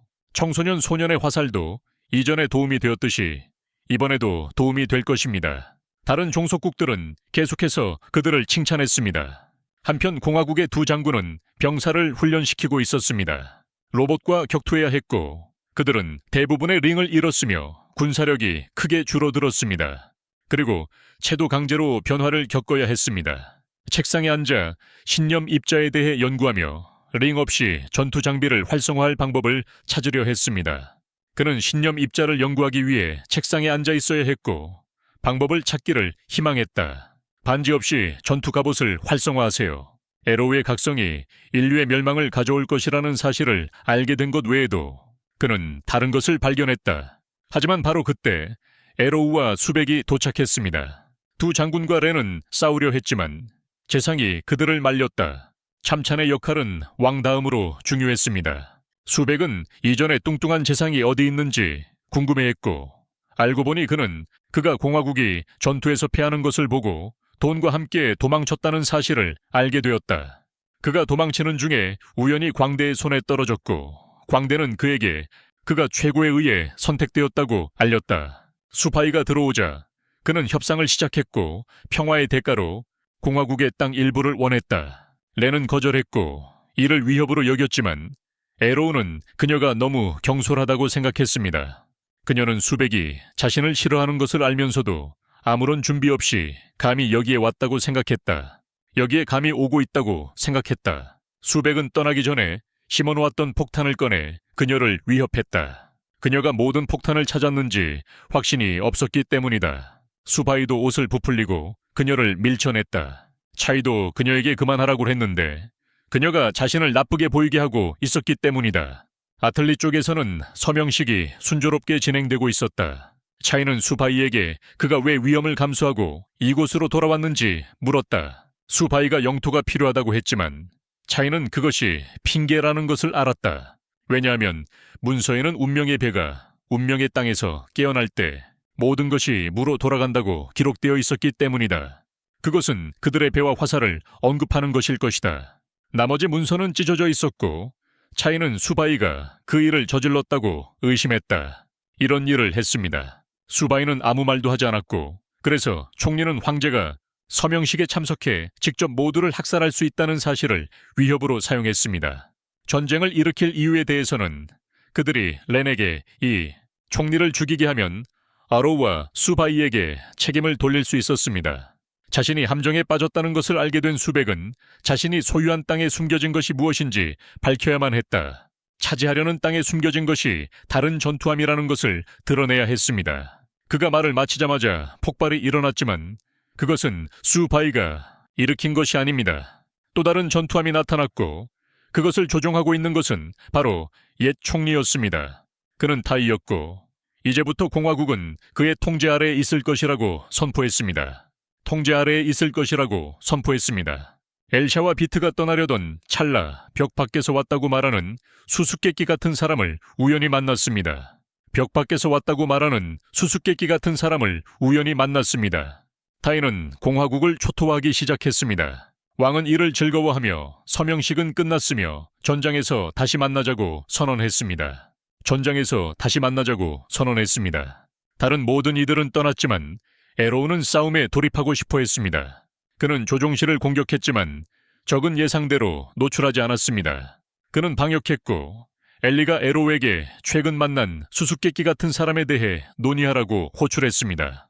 그래서 에로우는 돌아가야 했다. 에로우가 후퇴하는 것을 보며 적은 이제 공화국이 그에게 맞설 수 없다고 선언했다. 그와 함께하고 싶은 사람은 누구든 환영이라고 했다. 총리는 병사들이 자신의 편을 선택하게 하여 피를 최소화해야 했다. 엘샤 그룹이 발견한 신비로운 소녀는 린 신앙의 추종자라고 주장했다. 이 신앙의 창시자는 에로우가 곧 세상의 진실을 전하길 원했다. 그는 성벽 밖에 신성한 산맥으로 가야 했다. 그곳으로 가는 방법을 알려줄 것이니 에로우는 가야 했다. 그들은 그에게 가는 길을 줄 것이었다. 그 소녀는 결국 먼지가 되었다. 수바이는 그것을 조사했고 그녀가 신앙의 입자로 만들어졌음을 알았다. 하지만 갑옷은 에로우를 걱정하게 했다. 그는 진실을 알게 되면 세상이 예언된 대로 파괴될까 걱정했다. 하지만 수바이는 에로우가 도착한 이후로 세상이 이미 변했다고 생각했다. 그래서 그것은 파괴로 볼 수 있었다. 한편 공화국 군인들은 타이를 공격하려고 하고 있었다. 그는 그들을 향해 발포했지만 황제가 나타나 그의 전투함으로 곧장 돌진했다. 그는 두려움에 떨며 발포했지만 황제는 그가 가져온 반지 덕분에 살아남았다. 대통령, 배가 더 높이 날아오르자 황제가 활을 만들고 하늘로 쏘아 올렸습니다. 그리고 태이에 떨어졌습니다. 한 번의 움직임으로 그를 처치하고 배를 내려보냈습니다. 그 후 그는 관료들에게 배에 더 많은 반지가 있다고 알렸습니다. 그래서 공화국은 이제 자체 전투함을 가지게 되었습니다. 제국의 왕은 공화국이 침략할까 걱정했지만 최고가 공화국의 첫 번째 목표는 에로우의 나라일 것이라고 그에게 안심시켰습니다.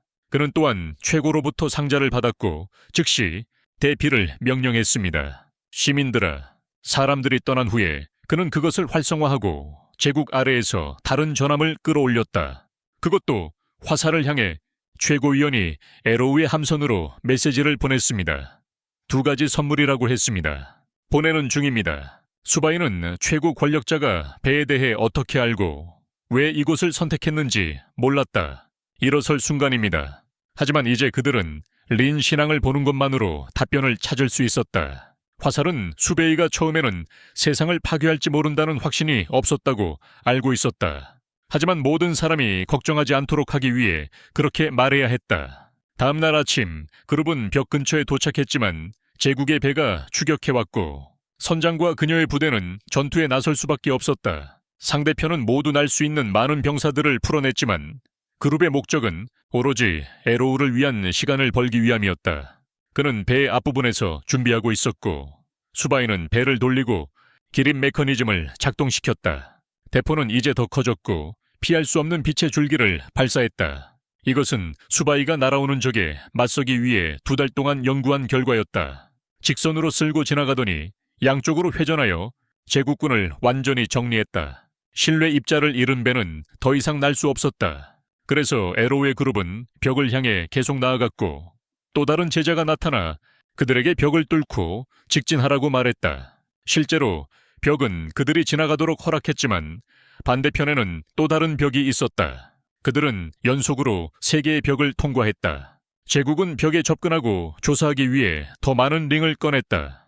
에로우의 그룹은 산꼭대기에 가까워지고 있었지만 기둥에 문제가 있었다. 모두 두개골이었다. 의사의 머리도 거기 있었다. 선장은 확인하러 달려갔지만 누군가 그녀에게 만지지 말라고 말했다. 이것은 린 신앙의 조상입니다. 이 얼굴들은 죽은 자들을 나타내며 기둥이 높을수록 그 영혼은 하늘에 가까워집니다. 조상은 에로우가 모든 것을 기억하기를 원했습니다. 그 후 그는 에로우에게 마법을 사용하여 그를 고통스럽게 했습니다. 다른 이들이 에로우를 도우려 했지만 저지당했습니다. 제국의 배도 통과했고 추격 중이었습니다. 그 그룹은 돌아서서 사격할 준비를 하고 있었지만 에로우 혼자 전투에 돌진했습니다. 그의 몸에 있는 상처가 치유되기 시작하며 그는 통제력을 잃을 뻔했습니다. 제국의 왕은 여전히 자신감이 있었습니다. 에로우가 사람들을 죽일 수 없었기 때문입니다. 하지만 그는 반지와 생명을 잃었습니다. 에로우는 처음으로 사람을 죽인 후 극도로 충격을 받았습니다. 에로우는 떠나려고 했지만 전류에 의해 저지당했습니다. 그의 힘이 다시 통제를 잃어 주변의 모든 제국 군인들을 날려버렸습니다. 군인들 모두가 충격에 빠졌고 에로우는 무력하게 기장에게 도망가라고 말했습니다. 그녀도 실수로 지워지기 전에 이제 그들은 에로우가 세상의 파괴를 가져오는 존재라는 것을 확신할 수 있었습니다. 족장은 사실 최고에게 보내진 광대였습니다. 그는 처음부터 에로우가 누구인지 알고 있었고 에로우를 복원하기 위해 이렇게 했습니다. 그는 파괴자였으므로 신이 보낸 내재된 힘이었다. 광대는 그 후 에로우를 유인하여 더 많은 사람들을 파괴하게 했습니다. 그리하여 모든 제국군은 에로우의 손에 의해 괴멸당했습니다. 솔산은 더 높아졌다. 에로우가 이곳으로 온 이유는 여기가 신에게 가장 가까운 곳이었기 때문입니다. 하지만 그는 힘을 되찾았음에도 불구하고 여전히 의식을 유지하고 있었다. 그는 반지를 제거하려 했지만 그의 몸이 저항했다. 그는 배를 향해 발사했지만 그 공격을 제때에 자폭시켰다. 그는 모두가 죽는 것을 보고 싶지 않아서 자신을 쏘라고 말했다. 그는 여러 번 그들을 구했지만 이번에는 할 수 없었다. 모두가 수바이에게 간청했어요. 그는 항상 해결책을 가지고 있었거든요. 압박 속에서 수바이에게는 모두에게 배의 뱃머리를 쏘라고 했어요. 아로우의 에너지원 차단을 위해서요. 그리고 아무도 다치지 않도록 멀리 떨어져 있으라고 했어요. 그를 고칠 방법을 찾는 동안요. 선장이 나갔고 파이니는 따라가고 싶어 했어요. 하지만 선장이 그녀를 막았어요. 파이니는 아직 날 수 없었거든요. 그들은 광대에게 막혔고 아틀리가 나가서 그녀의 발을 묶었어요. 선장이 전면 공격을 시작할 수 있도록요. 그녀는 퇴각해야 했고 비트는 아로우가 나갈 수 있도록 배를 격추했어요. 그는 날아갔고 수바이는 돌아가서 정보를 얻기 위해 산으로 가고 싶어 했어요. 하지만 최고조는 그들이 통과할 수 없도록 벽을 세웠다. 수백이 다음에 무엇을 해야 할지에 대한 압박감에 다시 한번 직면했고 이것이 처음으로 수백이 이 정도로 주체력을 잃는 것을 보았다. 하지만 비트는 수백을 구하기 위해 집행마을의 유적을 여기에 남겨두어 그리고 그들에게 화살을 보낸 상자를 포함하여 화살은 멀리까지 갔고 가능한 모든 방법으로 반지를 빼내려고 했다. 선박에서는 아직 움직임이 없었다. 화살과의 통신이 끊겼기 때문에 당분간은 최고존이 그들을 주목하지 않을 것이라는 확신이 들었다. 화살은 공화국의 국경에 도달했고 우연히 사람들을 죽였다. 거기 배에 있는 사람들은 여전히 하나님에 맞서는 것에 대해 걱정하고 있었지만 그들은 이전에 많은 강력한 상대를 상대해본 경험이 있어 걱정할 것이 없었다. 비트는 수바이에게 전략이 있다고 믿었다. 물론 그는 있었고 파이니의 도움이 필요했다. 공화국의 왕은 다시 수프림을 만나 하나님에 대한 정보를 들었다. 그는 수프림의 하나님이 누구인지 신경 쓰지 않았고 이 병만을 유일한 하나님으로 보았다. 그는 그를 무찌르고 그가 신이라고 부르는 것을 전복하기로 결심했다. 그 후 그는 배의 통제권을 총리에게 넘기고 배는 이륙했다. 아틀리와 엘샤는 마을 사람들에게 음식을 가져다 주었고 이제 그들은 두 사람을 완전히 신뢰했다. 모든 일이 발생한 후에 벽이 점차 낮아지고 있었다. 에로는 더 많은 사람을 해치지 않기 위해 자신을 통제하려고 노력하고 있었다. 벽이 완전히 낮아진 직후 수백은 그룹의 여행을 계속했다. 여행, 비튼 수백에게 자신의 무가치함에 대해 불평하며 다가갔지만 수백은 그에게 매우 중요한 임무를 맡기려고 했다. 중요한 임무. 에로는 높이 한도에 도달했고 이를 넘어서려고 노력하고 있었다. 그는 보물 드롭 구멍을 발견하고 들어갔지만 방향을 찾기도 전에 광대에 의해 끌어나가졌다. 그녀가 그를 던졌고 그는 공화국의 배 바로 앞에 떨어졌다. 왕은 신의 사냥개인 에로우를 처리하려고 할 때 선장이 그들에게 멈추라고 요청했다. 수바이의 그룹이 도착했다. 수바이는 왕과 협상하며 자신도 그와 맞설 수 있는 힘이 있음을 증명하고 싶어 했다. 그는 그에게 맞서고 싶어 했다. 왕은 본래 전투적인 성향 때문에 수바이가 에로우와 맞붙는 것을 허락했다. 그는 수바이가 자신의 힘을 증명할 수 있도록 허락했고 만약 그가 에로우를 이긴다면 왕이 다음 상대가 될 것이다. 이제 수바이의 그룹은 왕이 간섭하지 않을 것이므로 편안해질 수 있었다. 수바이의 그룹은 이제 왕이 간섭하지 않으므로 긴장을 풀 수 있었다. 파이니가 포를 장전했다. 선장의 두 부하가 공주를 공격하여 그녀가 흡수하고 화살에게 재전송할 수 있도록 했지만 그는 여전히 그것을 막았다. 그러나 파이니는 그에게 접근하는 데 성공하고 그녀의 다른 인격이 그의 손을 잡고 쥐게 하여 그가 산산조각나고 인간 형태로 돌아가게 했다. 파이니는 그녀의 다른 자아를 설득하여 함께 싸우도록 했다.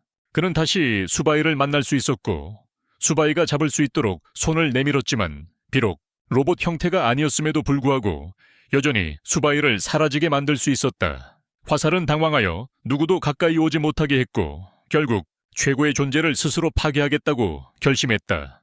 그가 날아가자 광대 여자도 따라가려고 했지만 파이니는 선장에게 최고의 존재가 그들을 겨냥하기 전에 제국으로 돌아가 사람들을 구하라고 요청했다.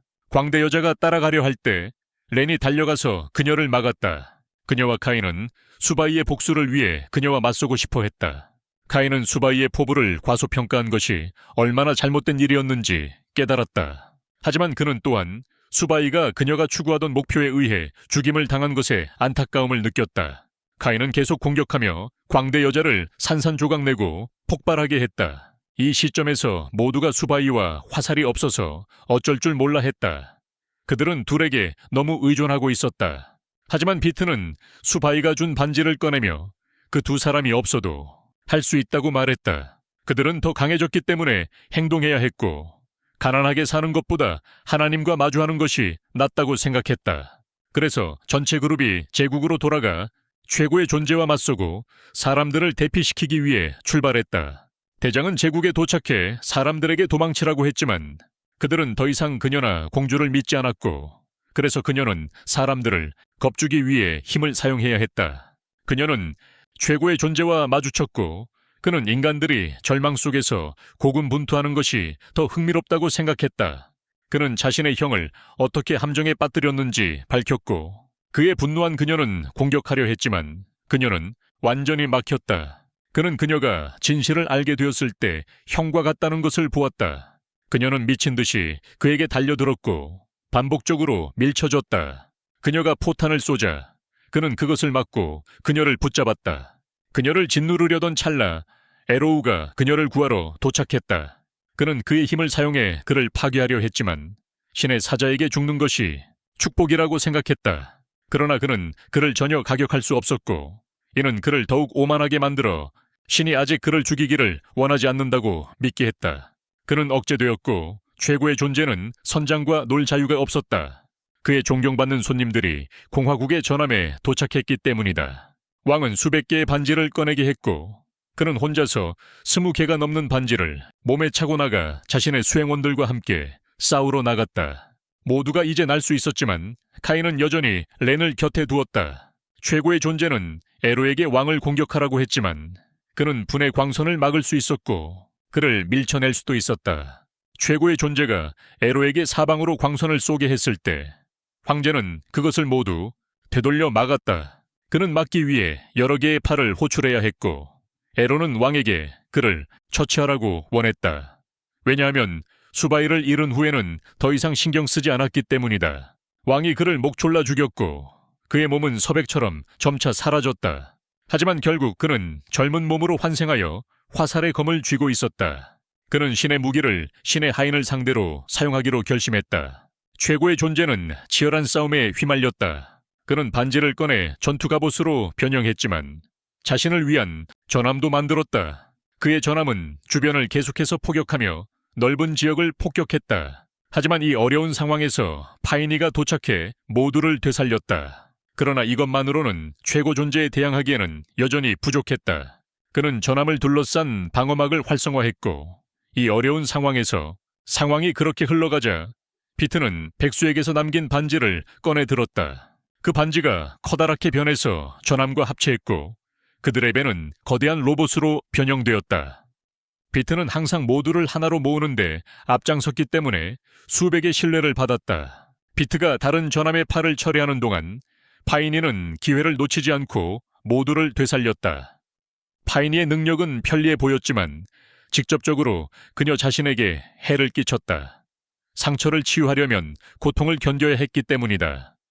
왕은 그녀의 노력이 헛되지 않게 하기 위해 절대자를 숨겨둔 곳으로 돌진하여 그를 끌어냈다. 그는 공격을 막고 전투를 즐기기 위해 전투선에서 떨어져 나갔다. 왕은 그가 전투선과 전선으로 연결되어 있다는 것을 깨닫고 이는 그들 사이의 연결을 나타냈다. 모두가 전선을 공격하기 위해 몰려들었지만 그 전선은 유난히 단단했다. 2명의 장군과 카인은 그것을 긁어내기조차 힘들었다. 왕은 계속해서 최고 존재에게 채찍질 당하고 있었고 이는 파이니가 계속 회복해야 하도록 강요했다. 하지만 최고 존재는 그녀의 회복 능력을 억제하고 얼마나 오래 견딜 수 있는지 보려는 광역 기술로 공격했다. 비트는 이 순간 대담한 아이디어를 생각해냈다. 그는 두 전함을 합쳐 더 강하고 큰 로봇을 만들기로 결정했다. 모두가 그 힘을 느낄 수 있었다. 비트는 이것이 수바이가 항상 전함을 원했던 이유라고 믿었다. 합쳐진 전함에서 나오는 힘은 와이어를 끊기에 충분했다. 동시에 비트는 그에게 미사일을 퍼부었다. 왕은 여전히 이곳의 규칙에 얽매여 있다고 생각했기에 그들은 여전히 이길 수 있었다.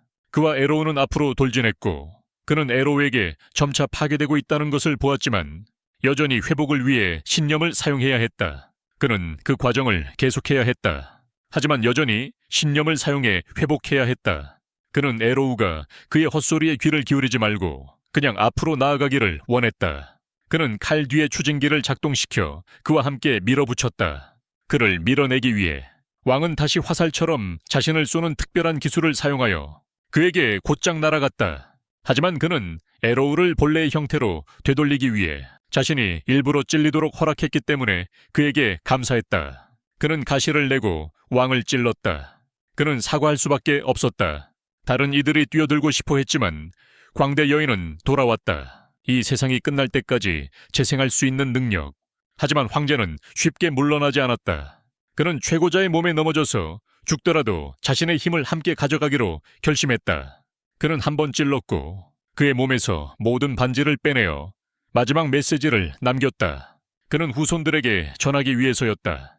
최고자를 둘러싼 장벽은 완전히 사라졌다. 그 후 최고자의 배가 폭발했다. 그날 오후 모두가 폐허 앞에 서서 왕에게 적절한 장례식을 치르기를 바랐다. 그들은 하루 종일 수색했지만 화살과 두 악당을 어디에서도 찾지 못했다.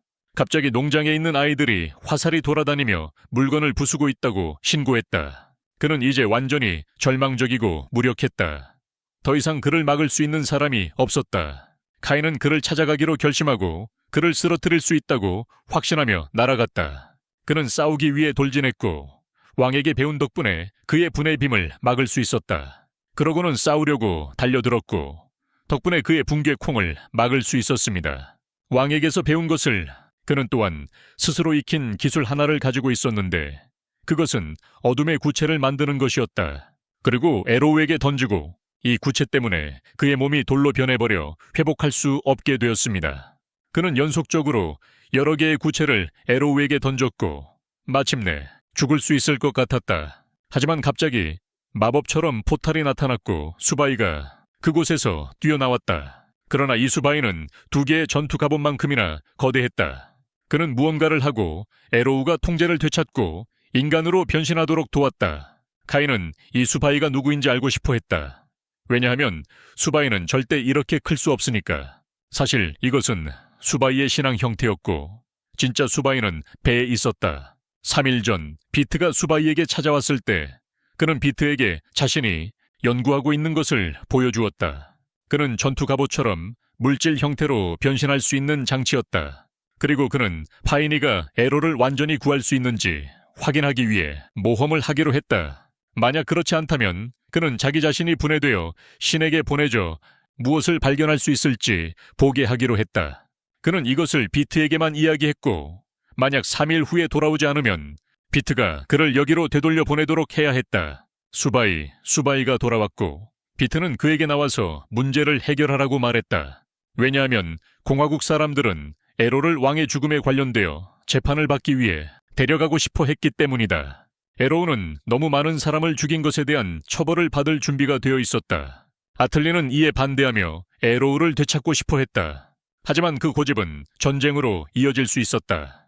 그러나 두 소년이 나타나 이곳은 그들의 영역이라며 카이에게 그 사람을 풀어줄 것을 요구했다. 긴장된 상황을 보며 수바이가 에로우를 대신하여 세계의 비밀을 공화국에 공개하겠다는 조건을 제안했다. 그들은 저녁 식사를 위해 배에 탔고 렌은 에로우를 가까이서 지켜보며 서 있었다.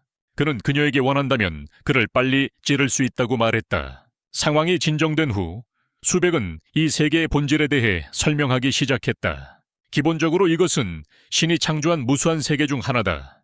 그들은 많은 큰 작은 가지들이 나뉘어져 있고 그들의 세계도 작은 가지 중 하나일 뿐이다. 모든 세계는 공통점으로 향하는데 그것은 신의 세계다. 신은 세계들로부터 생성된 힘 입자들을 모아 생명을 유지한다. 기본적으로 신은 살아가기 위해 그들의 신앙을 섭취해야 한다. 벽 밖에서 본 것들은 실제로 죽은 자들의 신앙이 집중되어 신들이 흡수하기 위한 것이다. 이상한 행동을 보이는 어떤 세계도 위협으로 간주되어 제거될 것이다. 즉, 이제 화살이 더 이상 파괴자가 아니게 되었으므로 하나님께서 다음 행동을 하실 것이다. 모두가 이 세상을 지키기 위해 하나님과도 싸우기로 결심했다. 파이니는 여전히 말을 통해 설득해보려 했지만 모두가 잘 알고 있었다. 최고의 존재는 듣지 않을 것이라는 것을. 수바이는 그들이 추진에 사용한 바위 아래 녹은 금속이 사실은 센서라고 밝혔다. 만약 수바이가 그 센서를 속일 수 있다면 아마도 그들은 다음 행동을 할 수 있을 것이다. 수바이는 그러고 나서 벽 밖으로 나가서 어떤 일이 일어날지 보자는 생각을 했다. 그곳은 믿음이 하나님께 보내지는 곳이었기 때문이다. 하지만 하늘의 고도를 제한하는 장치가 있을 때 그들은 어떻게 세상에서 나올 수 있을까? 하늘에서 에로우는 보물의 문에 들어갔을 때 밖에 공간이 보였던 것을 기억했다. 이 추론을 바탕으로 수바이는 그가 도달한 위치가 신의 영역으로 가는 관이라는 것을 예측할 수 있었다. 두 소녀는 이제 모두 신들로부터 이 세상을 보호하는 공동의 목표를 공유하고 있으므로 국가 간의 동맹을 제안했다. 그들은 에로우가 그곳으로 돌아가서 자신의 파괴적인 힘을 회복할 가능성을 우려했지만 그들의 세계가 파괴될 가능성이 더 높았다. 에로우는 자신의 기억 상실의 이유와 벽 너머로 돌아가고자 하는 욕망을 알고 싶어 했지만 수바이는 아직 그것을 알아내지 못했다. 에로우는 너무 많은 사람을 죽였고 이제 그는 무엇을 해야 할지 몰랐다. 카인은 그가 이렇다면 차라리 죽는 게 낫다고 생각했다. 그는 남자로서 그를 도전했다. 그는 무장하지 않은 에로우와 결투를 하기 위해 칼을 꺼냈다. 선장은 이것이 명예의 결투이기 때문에 파인이 개입하는 것을 허락하지 않았다.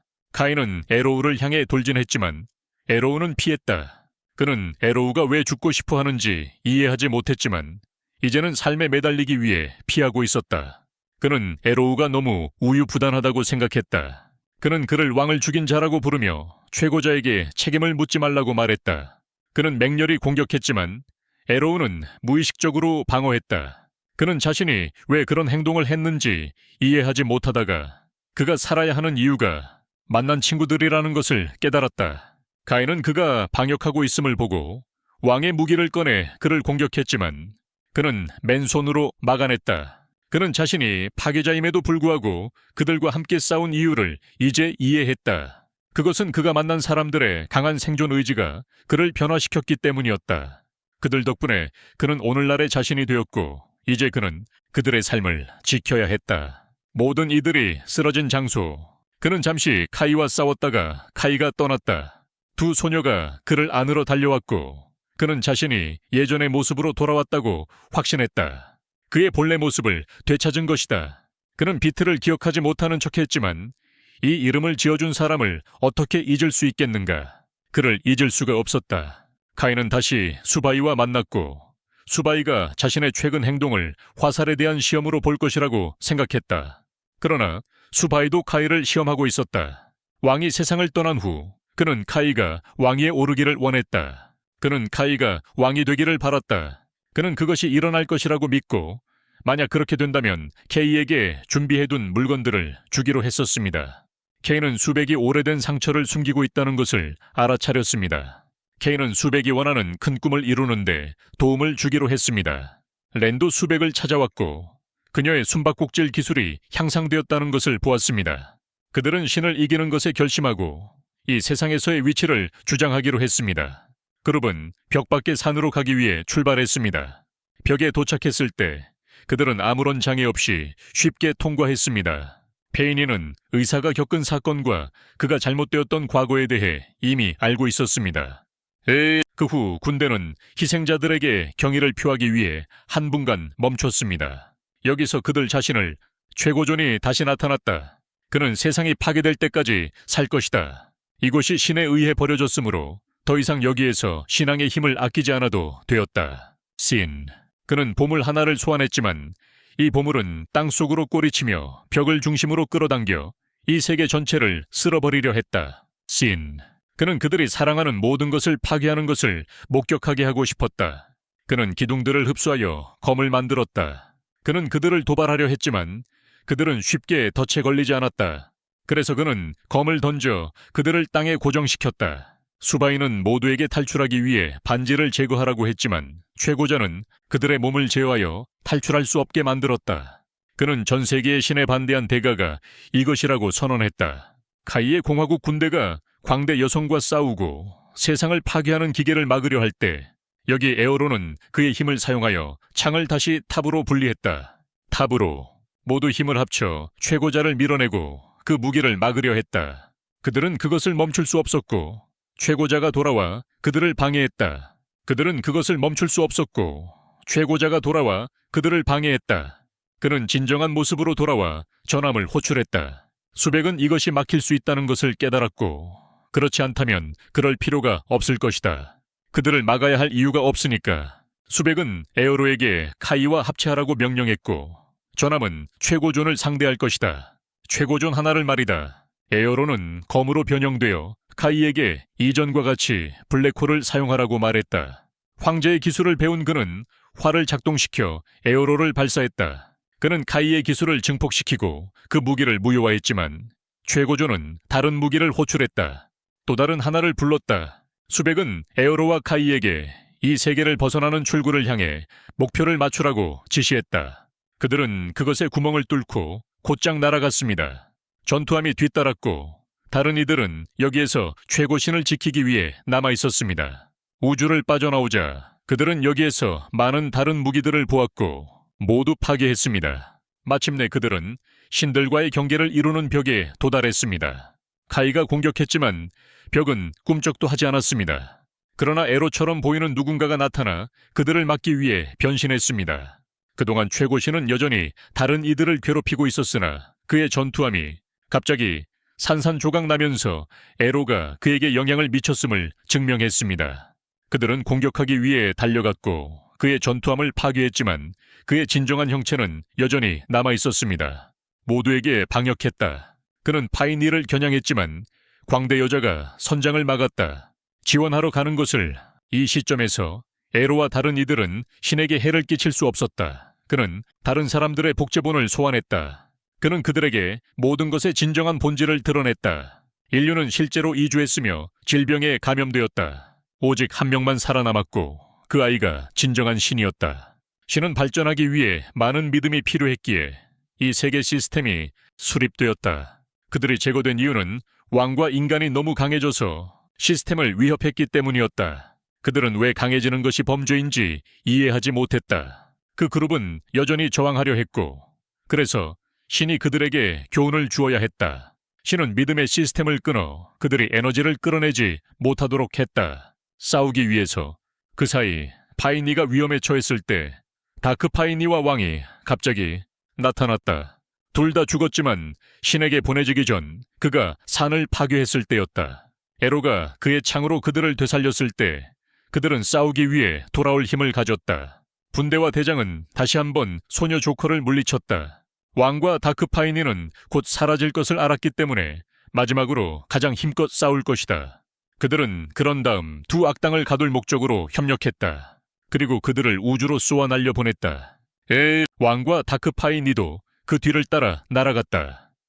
의사는 그들에게 저밖에 에로가 신앙의 힘을 필요로 한다고 말했기 때문이다. 최고 존재는 이것이 그의 끝임을 알았기 때문에 즐길 것이다. 수백은 에너지를 회복하여 비트에게 일하라고 말했다. 그의 신앙은 옛 신의 복제 전함을 힘으로 변화시켜 통일했다.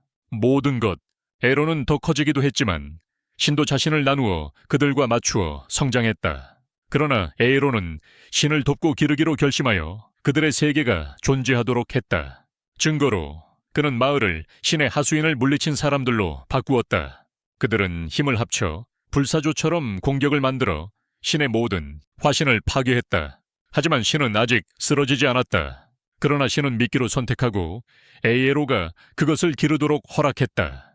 결국 신은 더 이상 필요하지 않게 되어 사라졌다. 그들은 신의 영역으로 들어가 그 아이를 만났다. 2000년 동안 잠들어 있던 그것은 이제 그들에게 고향의 좌표를 알려줄 것이다. 에로와 수바이는 그것을 고향으로 되돌리기를 원했다. 그래서 한 달 후 에로의 그룹은 우주 여행을 떠났고 세상의 복원은 카이와 그의 사람들에게 맡겼다. 수바이는 카이를 렌에게 맡기고 신의 고향으로 향하는 여행을 시작했다. 태양계의 세 번째 행성 지구로